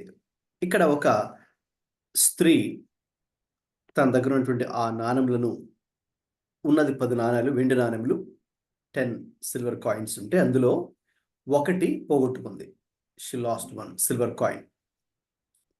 ఎప్పుడైతే పోగొట్టుకుందో, సరే ఒకటే కదా పోయింది, నా దగ్గరికి 9 ఉన్నాయి కదా, పర్వాలేదులే అని అనుకోలేదు కదా. మామూలుగా ఎవరు కూడా అలాగ అనుకోరు. అయితే పోగొట్టుకున్న ఆ ఒక్క నాణెము మళ్ళీ తిరిగి నేను దాన్ని పొందుకోవాలి అనే ఉద్దేశంతో ఏం చేసింది ఆమె? దీపాన్ని వెలిగించి, ఇంకా ఆ రోజుల్లో అయితే కదండి, మరి మనకులాగా ఇప్పుడు ఎలక్ట్రిసిటీ కానీ ఇవేవి ఉండేవి కాదు కదా. దీపాన్ని వెలిగించి ఇల్లు ఊడ్చి అది దొరికే వరకు, ఎప్పటిదాకా అండి? మీరు కనుక ఏదైనా పోగొట్టుకున్నారనుకోండి, ఎప్పటిదాకా మీరు వెతుకుతారు? జస్ట్ ఒక 5 minutes వెతికేసి ఇంకా దొరకట్లేదని ఆపేస్తారా? లేదు కదా. ఎప్పుడు దాకా వెతుకుతారండి? దొరికే వరకు. దొరుకు వరకు అది అండర్లైన్ చేయండి, సర్కిల్ చేయండి పదం దొరుకు వరకు. ఇదే మాట మనం పైన ఎక్కడ చూసామంటే దొరుకు వరకు అని. The lost sheep. ఎస్, అక్కడ ఒక్కడు. వర్స్ 4 ఎండింగ్ లో ఉంటది కదండి. దొరుకు వరకు అది కూడా అండర్లైన్ చేయండి. అక్కడ వర్స్ 4 లో దొరుకు వరకు, ఇక్కడ మళ్ళీ వర్స్ 8 లో దొరుకు వరకు. సో అలాగ మనం బైబిల్ స్టడీ చేస్తున్నప్పుడు అదే థీమ్ పైన ఇంకా ఎక్కడ ప్రస్తావించబడిందో అలా మనం కనెక్ట్ చేసుకోవాలి. అప్పుడు then you will understand the real meaning అక్కడ ఏమైతే ఉందో. సో ఇక్కడ కూడా అక్కడైతే అతను ఆ తప్పిన గొర్రె దొరికే వరకు వెతుకుతూనే ఉన్నాడు ఆ కాపరి. ఇక్కడైతే ఈమె నానమ్మ పడుకున్న ఈమె కూడా అది దొరికే వరకు కూడా వెతుకుతూ ఉంది. ఎలా వెతుకుతుంది? అది కూడా జాగ్రత్తగా వెతకడం. The search was intense search. ఏదో పైపైన అలాగా చూడడం కాదు, కంప్లీట్గా మన మైండ్ అంతా అక్కడే పెట్టి ఇంటెన్స్ సర్చ్, జాగ్రత్తగా వెతకడం. ఓకే, అది ఆమె పని చేసింది. మరి ఇంకా అలాగే జాగ్రత్తగా వెతికింది కాబట్టి చాలాసేపు, ఓకే, అది దొరికినప్పుడు తన వారందరిని, పొరుగు వారిని అందరిని పిలిచి నాతో కూడా సంతోషించండి, నేను పోగొట్టుకున్న నాణము దొరికింది అని వారితో చెప్పును కదా. అంతే కదా, చాలా విలువైంది దొరికితే గనక అది దాన్ని బట్టి మనం ఏం చేస్తామండి? సంతోషిస్తాం. దాన్ని బట్టి సంతోషిస్తాం. Okay, right. అటువలే పైన కూడా మనకు 7వ వచనం జస్ట్ కంపారిజన్ ఒకసారి. 7వ వచనము, ఇక్కడ 10వ వచనం. అక్కడ 7లో ఏముంది? అటువలే మారు మనసు అక్కర్లేని 99 మంది నీతిమంతుల విషయమై కలుగు సంతోషం కంటే మారు మనసు పొందు ఒక్క పాపి విషయమై పరలోకమందు ఎక్కువ సంతోషం కలుగును అనుంది కదండి. సో అదే కోవకు చెందినటువంటి మాటలు ఇక్కడ మనకి ఎక్కడ ఉన్నాయి? మళ్ళీ 10లో ఉన్నాయి, వర్స్ 10. అటువలే మారు మనసు పొందు ఒక్క పాపి విషయమై దేవుని దూతల ఎదుట సంతోషములు మీతో చెప్పుచున్నాను. అక్కడ కూడా తప్పైన గొర్రెలేనండి. How many was the lost sheep? How many? చెప్పండి. One was lost. One sheep. ఇక్కడ కాయిన్స్ ఎన్ని లాస్ట్ కాయిన్స్ ఉన్నాయి? One. సో అక్కడ 1, ఇక్కడ 1 కదండి. సో నెంబర్ తక్కువే ఉంది, ఒకటే, అయినా కూడా అది తగ్గిపోయిన స్థితిలో ఉంది, తప్పిపోయింది కదండి. సో దాని పట్ల దేవుడు ఎంతో జాగ్రత్తగా వెతికాడు. అంటే ఇక్కడ ఈ కాంటెక్స్ట్లో, ఈ ప్యారబుల్లో ఆ స్త్రీ ఏం చేసింది? జాగ్రత్తగా వెతికింది. జాగ్రత్తగా వెతికి, ఓకే, ఆమె దాన్ని పొందుకుంది.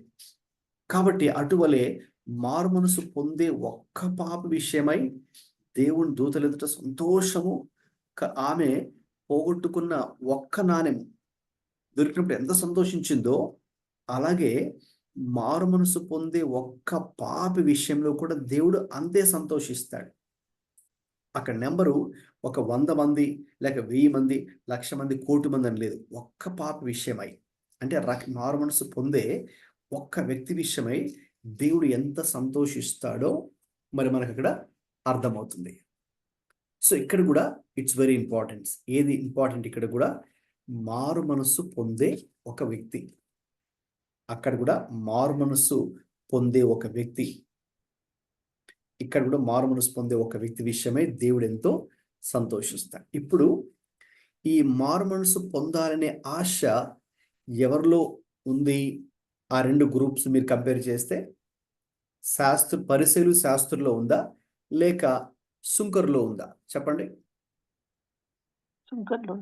సుంకర్లు. Yes, you see that repentance, attitude of repentance in tax collector. సుంకర్లో ఉంది. ఈ పరిసయ్యులు వాళ్ళు అనుకోవట్లేదు. వాళ్ళు ఏమనుకున్నారు? అసలు మాకు మారు మనసు అవసరం లేదన్నట్టుగా వాళ్ళు ప్రవర్తిస్తున్నారు. మేము ఈ యొక్క యూదులుగా ఉన్నాము, లేకపోతే ఈ గోత్రంలో జన్మించాము, లేకపోతే ధర్మశాస్త్రం మాకు తెలుసు, లేక ధర్మశాస్త్రం తూచా తప్పకుండా స్ట్రిక్ట్గా ఫాలో అవుతున్నాము, కాబట్టి ఇక ఆటోమేటిక్గా ఈ యొక్క ట్రెడిషన్స్, సాంప్రదాయాలు, ఆచారాలన్నీ పాటిస్తున్నాం, కాబట్టి మేము పరలోక రాజ్య వారసులు అన్నట్టుగా వాళ్ళు అనుకుంటున్నారు. స్వనీతిలో ఉన్నారు, అయితే రిపెంటెన్స్ అనేది వారిలో లేదు.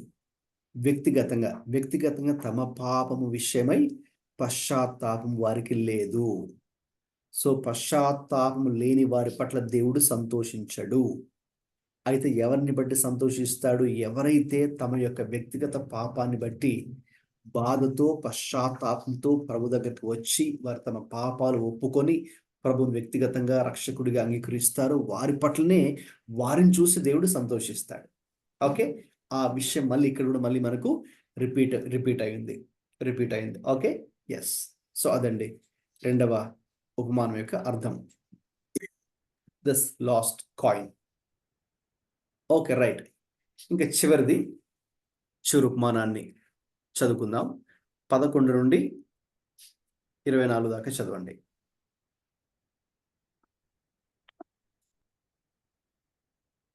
And he said, there was a man who had 2 sons, and the younger of them said to his father, Father, give me the share of property that is coming to me. And he divided his property between them. Not many days later, the younger son gathered all he had and took a journey into a far country, and there he squandered his property in reckless living. And when he had spent everything, a severe famine arose in that country, and he began to be in need. So he went and hired himself out to one of the citizens of that country, who sent him into his fields to feed pigs. And he was longing to be fed with the pods that the pigs ate, and no one gave him anything. But when he came to himself, he said, How many of my father's hired servants have more than enough bread, but I perish here with hunger? I will arise and go to my father, and I will say to him, Father, I have sinned against heaven and before you. I am no longer worthy to be called your son. Treat me as one of your hired servants. And he arose and came to his father. But while he was still a long way off, his father saw him and felt compassion and ran and embraced him and kissed him. And the son said to him, Father, I have sinned against heaven and before you. I am no longer worthy to be called your son. But the father said to his servants, Bring quickly the best robe and put it on him, and put a ring on his hand and shoes on his feet, and bring the fattened calf and kill it, and let us eat and celebrate. For this my son was dead and is alive again. He was lost and is found. And they began to celebrate. చాలండి, thank you. గమనించండి, ఈ యొక్క చివరి ఉపమానం ఈ యొక్క అధ్యాయంలో, the last parable in this chapter 15, అదేంటంటే we know that this is known as prodigal son కదండి, తప్పిపోయిన కుమారుడు యొక్క ఉపమానము అని మనం చెప్తున్నాం. రైట్, ఈ యొక్క కథ కూడా మనకు తెలుసు, ఈ యొక్క స్టోరీ మనం ఇప్పుడే చదువుకున్నాం. సో ఒక తండ్రి ఉన్నాడు, మరి తనకి 2 కుమారులు ఉన్నారు. వారిలో 2 కుమారులు చిన్నవాడు తండ్రి దగ్గరికి వచ్చి మరి గొడవ పెట్టుకొని, నా ఆస్తి నాకు ఇచ్చేసాయి అని తన భాగాన్ని తీసుకొని దూరదేశానికి వెళ్ళిపోయి అక్కడ తన స్నేహితులతో అదంతా కూడా మరి పాడు చేశాడు. మరి అంతా కోల్పోయిన తర్వాత అక్కడ కూడా కరువు వచ్చినప్పుడు ఇంకేం చేశాడు, పందులు మేపడానికి ఒక పొలంలో వెళ్ళాడు. ఆ పందులు తినే పొట్టే అతను కూడా తింటూ మరి చాలా భయంకరమైన స్థితిలోకి అతడు కొంతకాలం వెళ్ళాడు. వెళ్ళిన తర్వాత మరి ఒకానొక రోజు అతనికి బుద్ధి వచ్చింది. 17వ వచనంలో కదండి, బుద్ధి వచ్చినప్పటికి వాడు, అయ్యో మా తండ్రి ఇంట్లో ఎంతోమంది పని చేసే వాళ్ళు, కూలివాన్లు వాళ్ళు ఉన్నారు కదా, అసలు వాళ్ళే చక్కగా మంచి శ్రేష్టమైన ఆహారాన్ని సమృద్ధిగా తింటున్నారు, నేనేంటి ఆయన కుమారుడినై ఉండి కూడా ఈ రీతిగా ఎంత భయంకరమైన స్థితిలో ఉన్నాను అని చెప్పి, అయితే నేను ఇక్కడ ఆయన కుమారుడు ఉండడానికి కూడా నాకు యోగ్యత లేదు, అయితే నేను వెళ్ళి నా తండ్రి దగ్గర నేను పశ్చాత్తాపడి మరి విషయాలు నేను చెబుతానని అతడు అనుకొని, ఒక విధంగా చెప్పాలంటే అతడు మారుమనసు పొంది పశ్చాత్తాపడి ఇంకా అతడు ఏం చేస్తాడు, తన తండ్రి ఇంటికి ప్రారంభిస్తాడు. ప్రారంభించిన తర్వాత వాడు ఇంకా దూరంగా ఉన్నప్పుడే మరి తండ్రి మాత్రం, ఎందుకంటే తండ్రి వాడి కోసం ఎదురు చూస్తున్నాడు కాబట్టి, కనిపెట్టుకుని ఉన్నాడు కాబట్టి, ఎప్పుడెప్పుడు నా కుమారుడు నా ఇంటికి వస్తాడా, నేను అతని మీద కనికరపడి ప్రేమ చూపించి మళ్ళీ నా కుమారుడిగా చేర్చుకుంటానని అతను ఇంకా చెప్పాలంటే, ఆ తండ్రి మనసు ఏ రీతిగా ఉందంటే, వీడు తన కుమారుడు చేసిన తప్పులు పాపములు కూడా ఏది దృష్టిలో పెట్టుకోకుండా పెద్ద మనసుతో, క్షమించే మనసుతో ఆ తండ్రి ఈ కుమారుడు కోసం ఎదురు చూస్తూ ఉన్నాడు. ఎదురు చూస్తూ ఎప్పుడైతే అతను వచ్చాడో ఇంకా ఇంకా దూరంగా ఉన్నప్పుడే తండ్రే వాడిని చూచి ఇంకా వాడి దగ్గరికి పరిగెత్తుకొని వెళ్ళి వాడి మీద కనికరపడి ఇంకా వాడి మెడ మీద ముద్దు పెట్టుకొని వాడిని ఇంట్లోకి చేర్చి వాడిని అన్ని కూడా బహుమానాలు అనుగ్రహించి ఒక పెద్ద విందు అక్కడ ఏర్పాటు చేసి అతడు చాలా ఆ రోజున ఆ తండ్రి గొప్పగా సంతోషించినట్టుగా ఆ రోజున మనం అక్కడ దాన్ని చూడగలం. ఆ తండ్రి ఈ కుమారుడు తిరిగి వచ్చాడు కాబట్టి తప్పిపోయి మళ్ళీ దొరికాడు అనే ఒక గొప్ప సంతోషంతో ఆ రోజున తండ్రి విందు చేసుకొని సంతోషించాడు. ఆ తప్పిపోయిన కుమారుడు, the lost son or the prodigal son, తిరిగి అతడు ఇంటికి వచ్చాడు. సో కాబట్టి ఏ హ్యాపీ రీయూనియన్. ఓకే, కాబట్టి అక్కడ కూడా మరి ఎవరిని బట్టి తండ్రి సంతోషించాడు అంటే పశ్చాత్తాపడినటువంటి తన కుమారుడిని బట్టి. తన కుమారుడు ఏది కలిగిందండి మనకి ఇక్కడ 17వ వచనంలో వర్స్ 17లో అయితే బుద్ధి వచ్చినప్పుడు అంటే అతను రిపెంట్ అయ్యాడు. అంటే తన యొక్క పాపం, తను చేసిన తప్పును బట్టి, అతను చేసిన పాపాన్ని బట్టి అతను పశ్చాత్తాపడ్డాడు. రిపెంటెన్స్ అతనిలో వచ్చింది. అది జెన్యూన్. అక్కడ ఇంకా అతడు ప్రిటెండ్ అవ్వడం, నటించడం అది లేదు. యథార్థంగానే అతనిలో ఒక పశ్చాత్తాపం అనుభవంలోకి వచ్చింది. కాబట్టి దాన్ని ఆధారం చేసుకుని ఎప్పుడైతే తిరిగి వచ్చాడో ఓకేనండి, అప్పుడు తండ్రి అతన్ని బట్టి సంతోషించాడు. కాబట్టి పరలోకపు తండ్రి ఎవరిని బట్టి సంతోషిస్తాడు అంటే, ఎవరిని బట్టి ఆనందిస్తాడంటే, ఆ రీతిగా ఏ వ్యక్తిలో అయితే మారు మనస్సు కలిగి ఉంటుందో, మనం ఇంతకుముందు పైన 2 ఉపమానాలు కూడా చూసాం కదండి. తప్పిపోయినటువంటి గొర్రె కానీ, పోగొట్టుకున్న నాణ్యం కానీ. సో ఆ 2 ఉపమానాలు కూడా ఎవరి విషయంలో తండ్రి సంతోషిస్తాడంటే, ఏ వ్యక్తి అయితే మారు మనస్సు మరి పొందే విషయంలో పశ్చాత్తాపడతాడు, ఇష్టపడతాడు, ఆ వ్యక్తిని బట్టే దేవుడు సంతోషిస్తాడు. సో ఈ విషయంలో కూడా, ఈ తప్పిపోయిన కుమారుడి విషయంలో కూడా అతనిలో కూడా మనం పశ్చాత్తాపాన్ని చూస్తాం.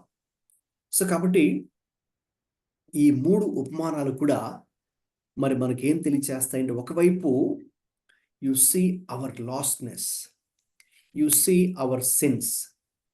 ఒకవైపు ఏమో చూడండి, ఇప్పుడు 2 విషయాలు మీతో పంచుకోవడానికి ఇష్టపడుతుంది. ఒకటి, మన తప్పిపోయిన స్థితి, మన యొక్క పాపం, మన యొక్క అవిధేయత, మన యొక్క అతిక్రమాలు, మన యొక్క మరి లేమి కొరత, అంటే దేవుని యొక్క స్టాండర్డ్స్ని మనం మరి చేరుకోలేని పరిస్థితి, మన యొక్క అవిధేయత, మన బలహీనతలు అన్నీ ఒకవైపు కనిపిస్తున్నాయి.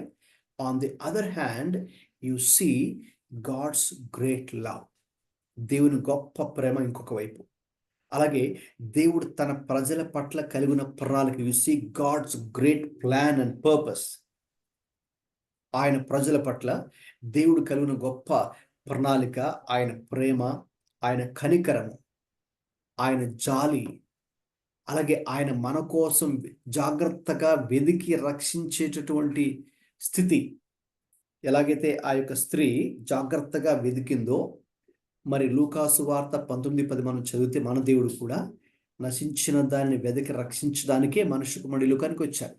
మనల్ని కూడా అలాగా తప్పిపోయిన స్థితిలో ఉన్న మరి మనలను, పాపపు స్థితిలో ఉన్న మనలను, రోమపత్రిక 5వ అధ్యాయం మనం చదివితే, ఒకప్పుడు మరి మనము దేవునికి మనం ఒకప్పుడు పాపులుగా ఉన్నాం, అలాగే బలహీనులుగా ఉన్నాం, అలాగే భక్తిహీనులుగా ఉన్నాం, అలాగే దేవునికి శత్రులుగా మారిపోయి ఉన్నాం. అది మన యాక్చువల్ రియాలిటీ, వాస్తవ స్థితి అదండి. అది ఒకవైపు మన యొక్క పాపము, మన తప్పిపోయిన స్థితి. అయితే మన దేవుడు గొప్ప దేవుడు కాబట్టి ఆయన యొక్క ఇనిషియేటివ్తో ఆయన మన కొరకే చేసిన కార్యము, రైట్, తప్పిపోయినటువంటి మనలను, పాపులుగా ఉన్న మనలను, భక్తిహీనులుగా ఉన్న మనలను, నీతిమంతులుగా ఉన్న మనలను ఆయన ఇప్పుడు నీతిమంతులుగా మార్చాడు. అది ఆయన యొక్క అద్భుతమైనటువంటి ప్రేమ. That's where you see God's great love, wonderful love or amazing love.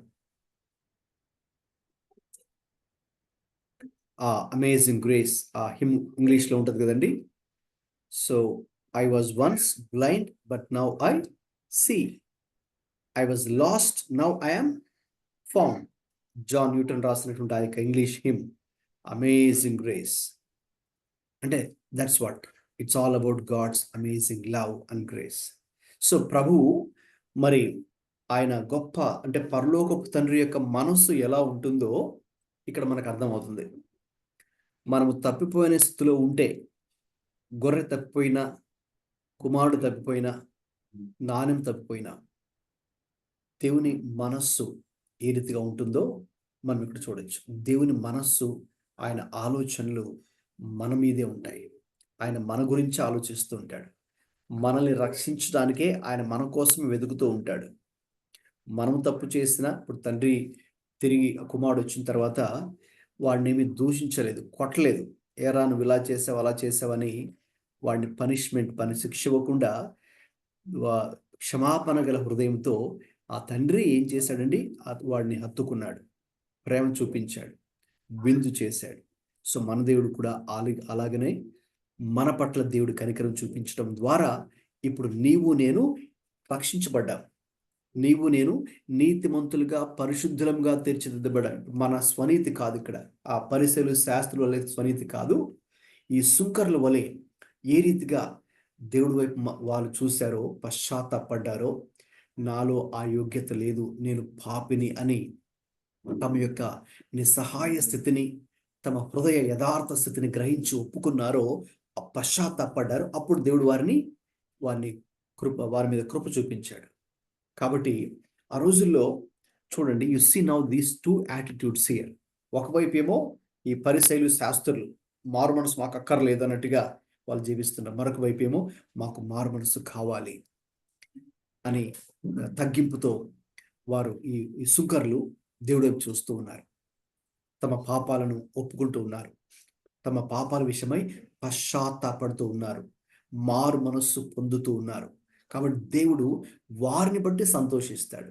మాకు మారు మనసు అక్కర్లేదు, మాకు పశ్చాత్తాపం అక్కర్లేదు, మాకు అన్నీ తెలుసు, మేము నీతిమంతులము, మేము వాళ్ళలాగా వీళ్ళలాగా ఏమీ చేయట్లేదు అని తమ యొక్క తప్పులను కూడా సమర్థించుకుంటూ ఆ రోజుల్లో ఈ శాస్త్రులు పరిసయులు ఒక విధంగా చెప్పాలంటే వేషధారులుగా జీవిస్తూ, స్వనీతితో జీవిస్తూ, తమ హృదయం దేవుడికి చాలా దూరంగా ఉంది.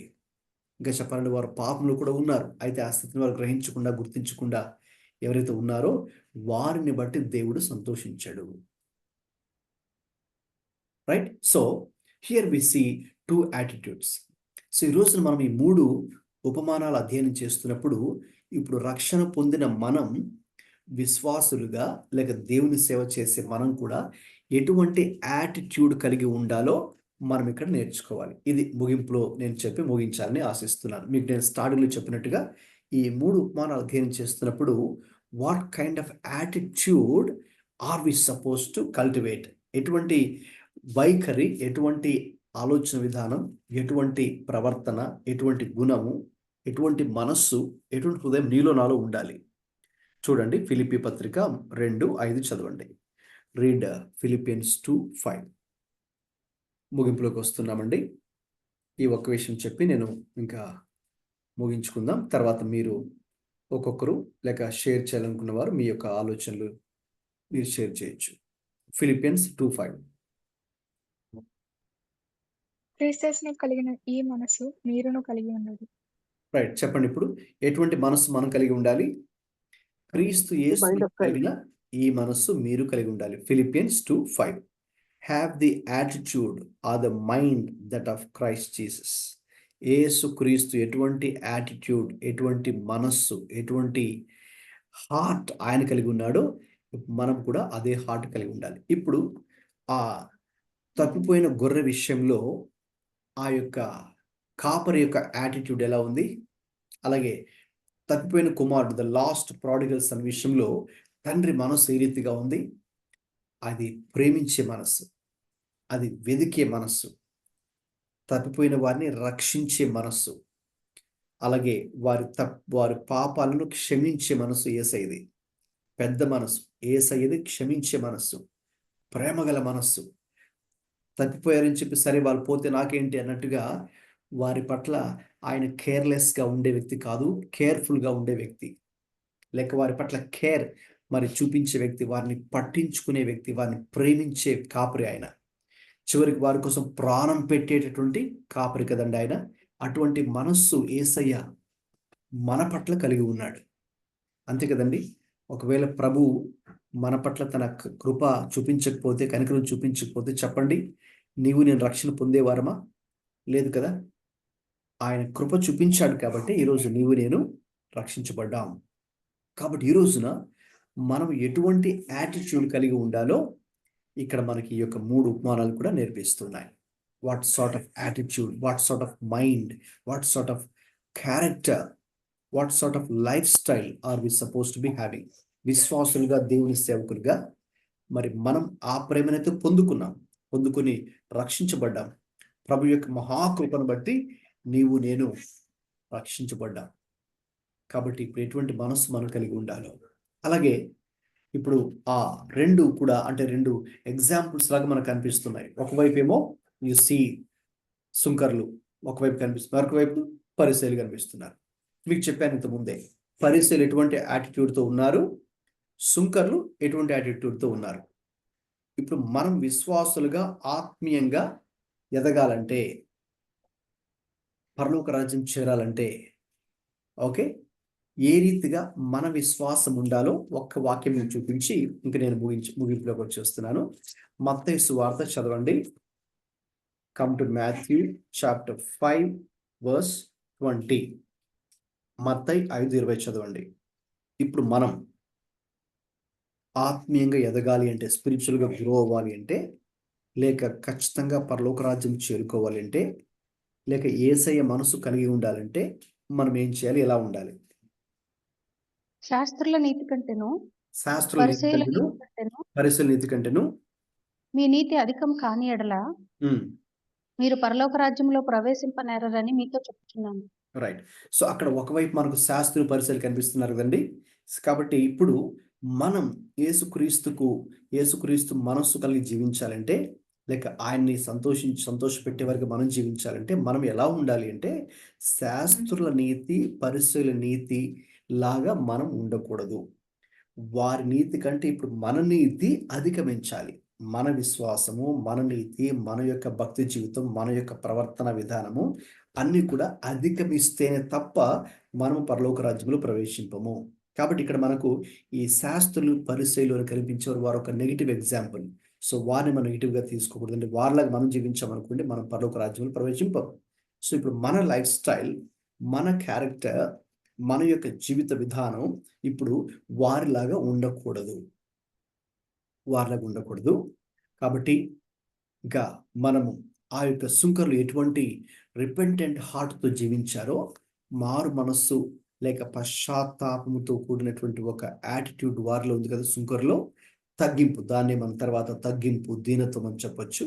అటువంటి తగ్గింపు కలిగి, అటువంటి దీనత్వంతో, అటువంటి సాత్వికముతో, ఆ రీతిగా దేవుడి మీద ఆధారపడే తత్వముతో సుంకర్లు వారు దేవుడి మీద పూర్తిగా ఆధారపడేటటువంటి వారు. మాలో ఏమీ లేదండి, దేవుడే ఏదైనా మా కృప చూపించాలి అని తగ్గింపుతో, దీనత్వంతో దేవుడి వైపు చూస్తూ దేవుడి మీద ఆధారపడే ఒక స్వభావము వారు కలిగి ఉన్నారు.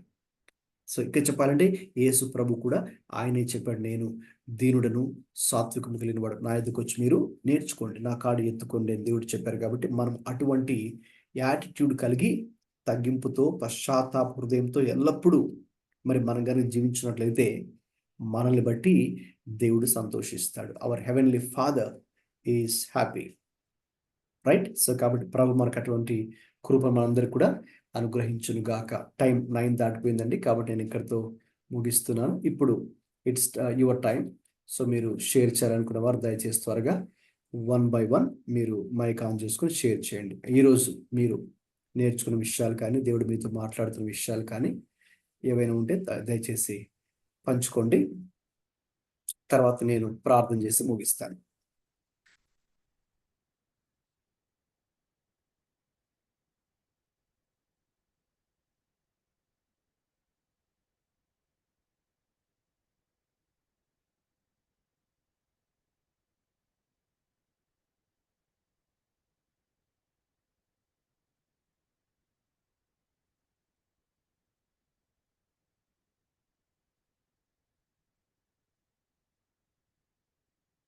షేర్ చేయాలనుకున్న వారు షేర్ చేయండి. త్వరగా ముగించేద్దాం.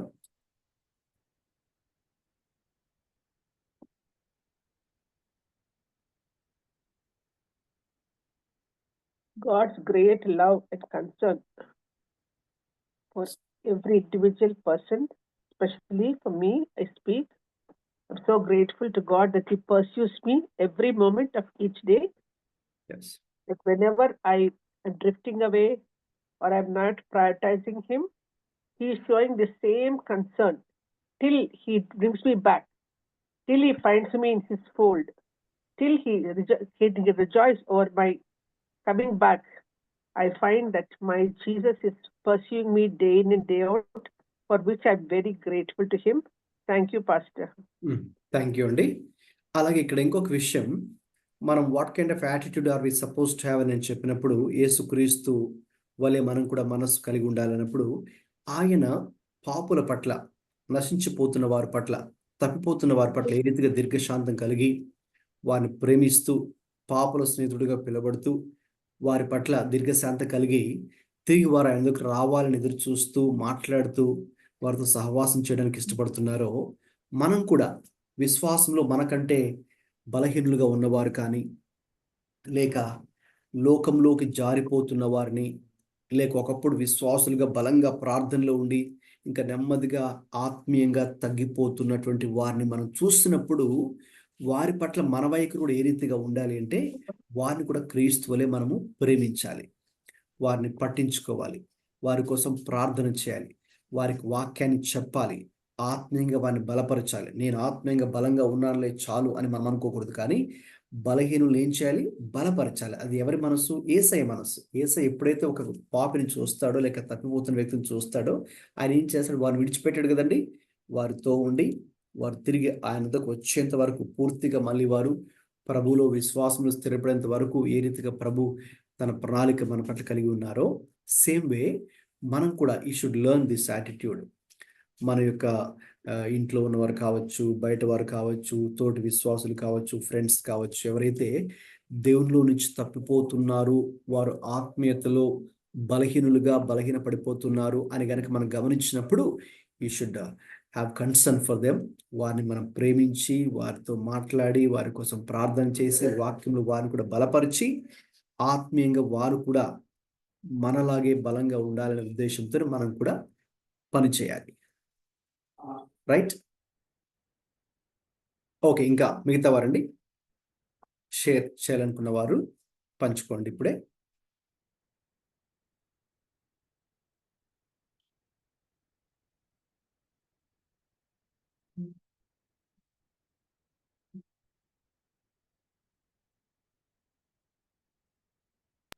ప్రైజ్ లార్డ్ అన్నా. ఈరోజు నిజంగా పశ్చాత్తాపం గురించి, ఎంతగా పశ్చాత్తాపం అనేది దేవుని దృష్టిలో మరి ఎంత ఇదో ప్రాముఖ్యమైందో, దేవుడు దాన్ని ఎంత కన్సిడర్ చేస్తున్నారు అనేది నేను తెలుసుకుని ఉన్నాను. Thank you so much for sharing these valuable things. Thank you.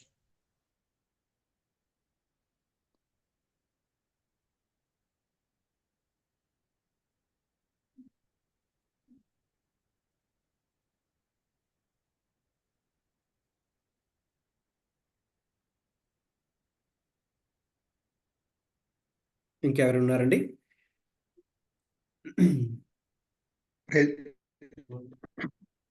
Sir president చెప్పండి. ఈరోజు ఒక కొత్త విషయాన్ని నేను తెలుసుకోగలిగాను దేవుని కృపను బట్టి. లేఖనాల్ని పరిశోధించాలి అనే విషయాన్ని మీరు ప్రారంభంలో చెప్తూ ఉన్నప్పుడు నాకు చాలా ఆసక్తి కలిగి ఉంది. ఇంతకు ముందు చదివినటువంటి విషయాల్ని అనుకున్నాను, కానీ ఈరోజు కొత్త కోణంలో ఈ ఈ బైబిల్ క్లాసెస్ లో నేను వినగలిగాను. పశ్చాత్తాపం విషయంలో కావచ్చు, అలాగే క్రీస్తు యేసు కలిగిన మనస్సు కలిగి ఉండాలని కన్క్లూజన్ లో మీరు చెప్పిన విషయాలు నాకు చాలా ఆత్మీయంగా నన్ను బలపరిచే విధంగా దేవుడు మీ ద్వారా మాట్లాడారు. అందుని బట్టి దేవునికి వందనాలు. అలాగే దేవుని సేవకులైన మీకు కూడా ప్రభునామములు వందనాలు తెలియజేస్తూ నా మాటలు ముగిస్తున్నాను. Praise God. Thank you.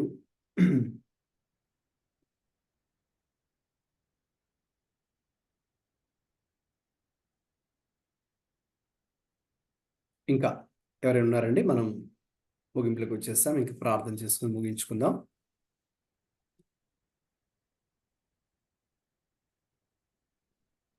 Praise the lord అన్న.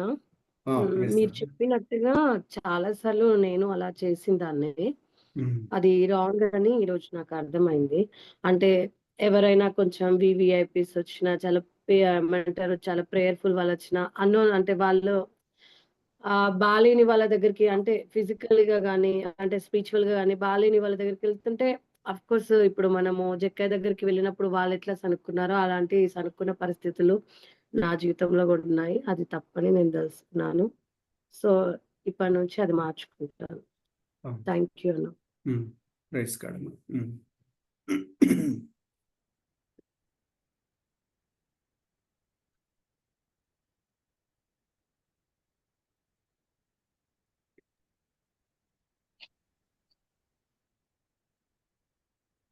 సరే అండి, ప్రార్థన చేసుకుని మరి ముగించుకుందాం. ప్రార్థన చేసుకుందామండి.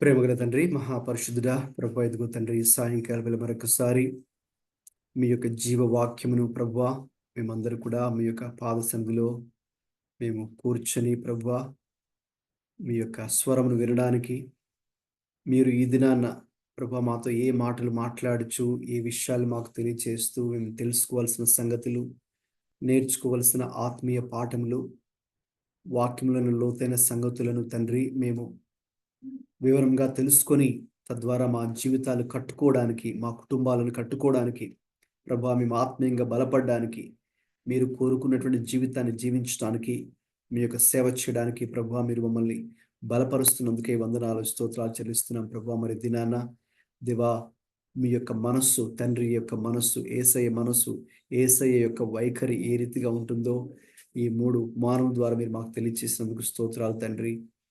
అయ్యా మరి మా పట్ల మీరు చూపిస్తున్నటువంటి ప్రేమను బట్టి మీకు స్తోత్రాలు చెల్లిస్తున్నాం.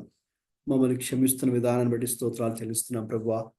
మా అందరి ఎడల దీర్ఘ శాంతం కలిగి అయ్యా మేము పశ్చాత్తాపంతో జీవించాలని, అయ్యా ఎల్లప్పుడూ మీతో సహవాసంలో మేము ఉండాలని ఆశతో మీరు కలిగినందుకే స్తోత్రాలు చెల్లిస్తున్నాం తండ్రి. మీరు కలిగినటువంటి ఆ మనస్సే మేము కూడా కలిగి ప్రభువా ఇతరుల పట్ల అయ్యా మేము కూడా అదే మనస్సును కలిగి జీవించడానికి వారి కొరకే తండ్రి.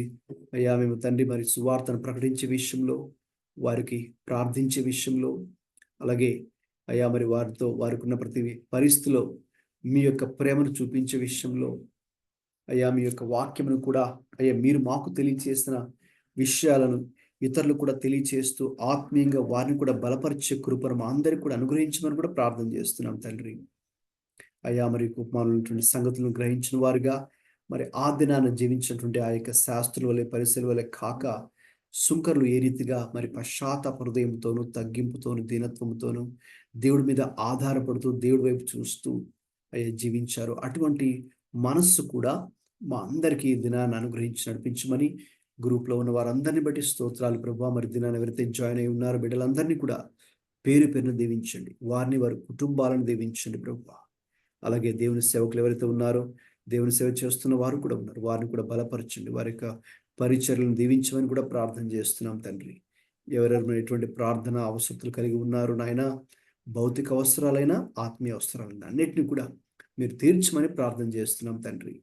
అలాగే నీ యొక్క సహవాసాన్ని దీవించమని, ఇంకా ఎవరైతే మీ ఏర్పాట్ల చిత్తంలో ఉన్నారో వారందరినీ కూడా నడిపించమని రాబోయే దినాల్లో మేమందరూ కలిసి ప్రభువా అయ్యా మీ యొక్క వాక్యంను నేర్చుకుంటూ అందులో దివారాత్రులు ధ్యానిస్తూ, ఆనందిస్తూ, సంతోషిస్తూ ప్రభువా అలాగే ఆత్మీయంగా అయ్యా మరి తండ్రి ఫలించేవారుగా మేమందరూ ఉండుటకు అయ్యా మరి తండ్రి ఆయా ప్రాంతాలను బిడ్డలందరినీ కూడా మీరు దర్శించి, దీవించి, ఆశీర్వదించమని యేసుక్రీస్తు ప్రభువు పరిశుద్ధ నామములో ప్రార్థిస్తున్నాం తండ్రి.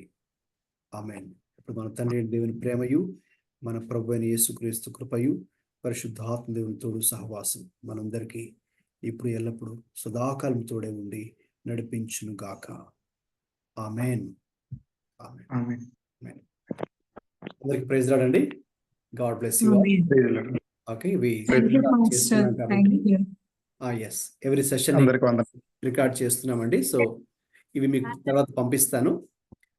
మీరు ఫ్రీ టైంలో కూడా ఇంకా మీరు వీటిని చూడొచ్చు. అలాగే మీకు తెలిసిన వాళ్ళు కూడా మీరు దీన్ని ఫార్వర్డ్ చేయొచ్చండి. ఓకే, ఒకవేళ మీకు ఏమైనా ప్రార్థన అవసరాలున్నా, లేదు వీటికి సంబంధించిన క్వశ్చన్స్ కానీ డౌట్స్ కూడా ఉన్నప్పుడు మీరు తర్వాత వాట్సాప్లో టెక్స్ట్ పెట్టండి, వాయిస్ మెసేజ్ పెట్టండి, తర్వాత మీకు దానికి రిప్లై ఇవ్వడం జరుగుతుంది. గాడ్ బ్లెస్ యూ ఆల్ అండి. వచ్చే వారం అందరూ కూడా కలుద్దాం. Let's meet next Thursday same time 7:30. God bless you. Thank you so much, Pastor Garu. Thanks so much. Good you, night. thank God. Thank you. Thank you, Pastor. Thank you అండి. Welcome అండి.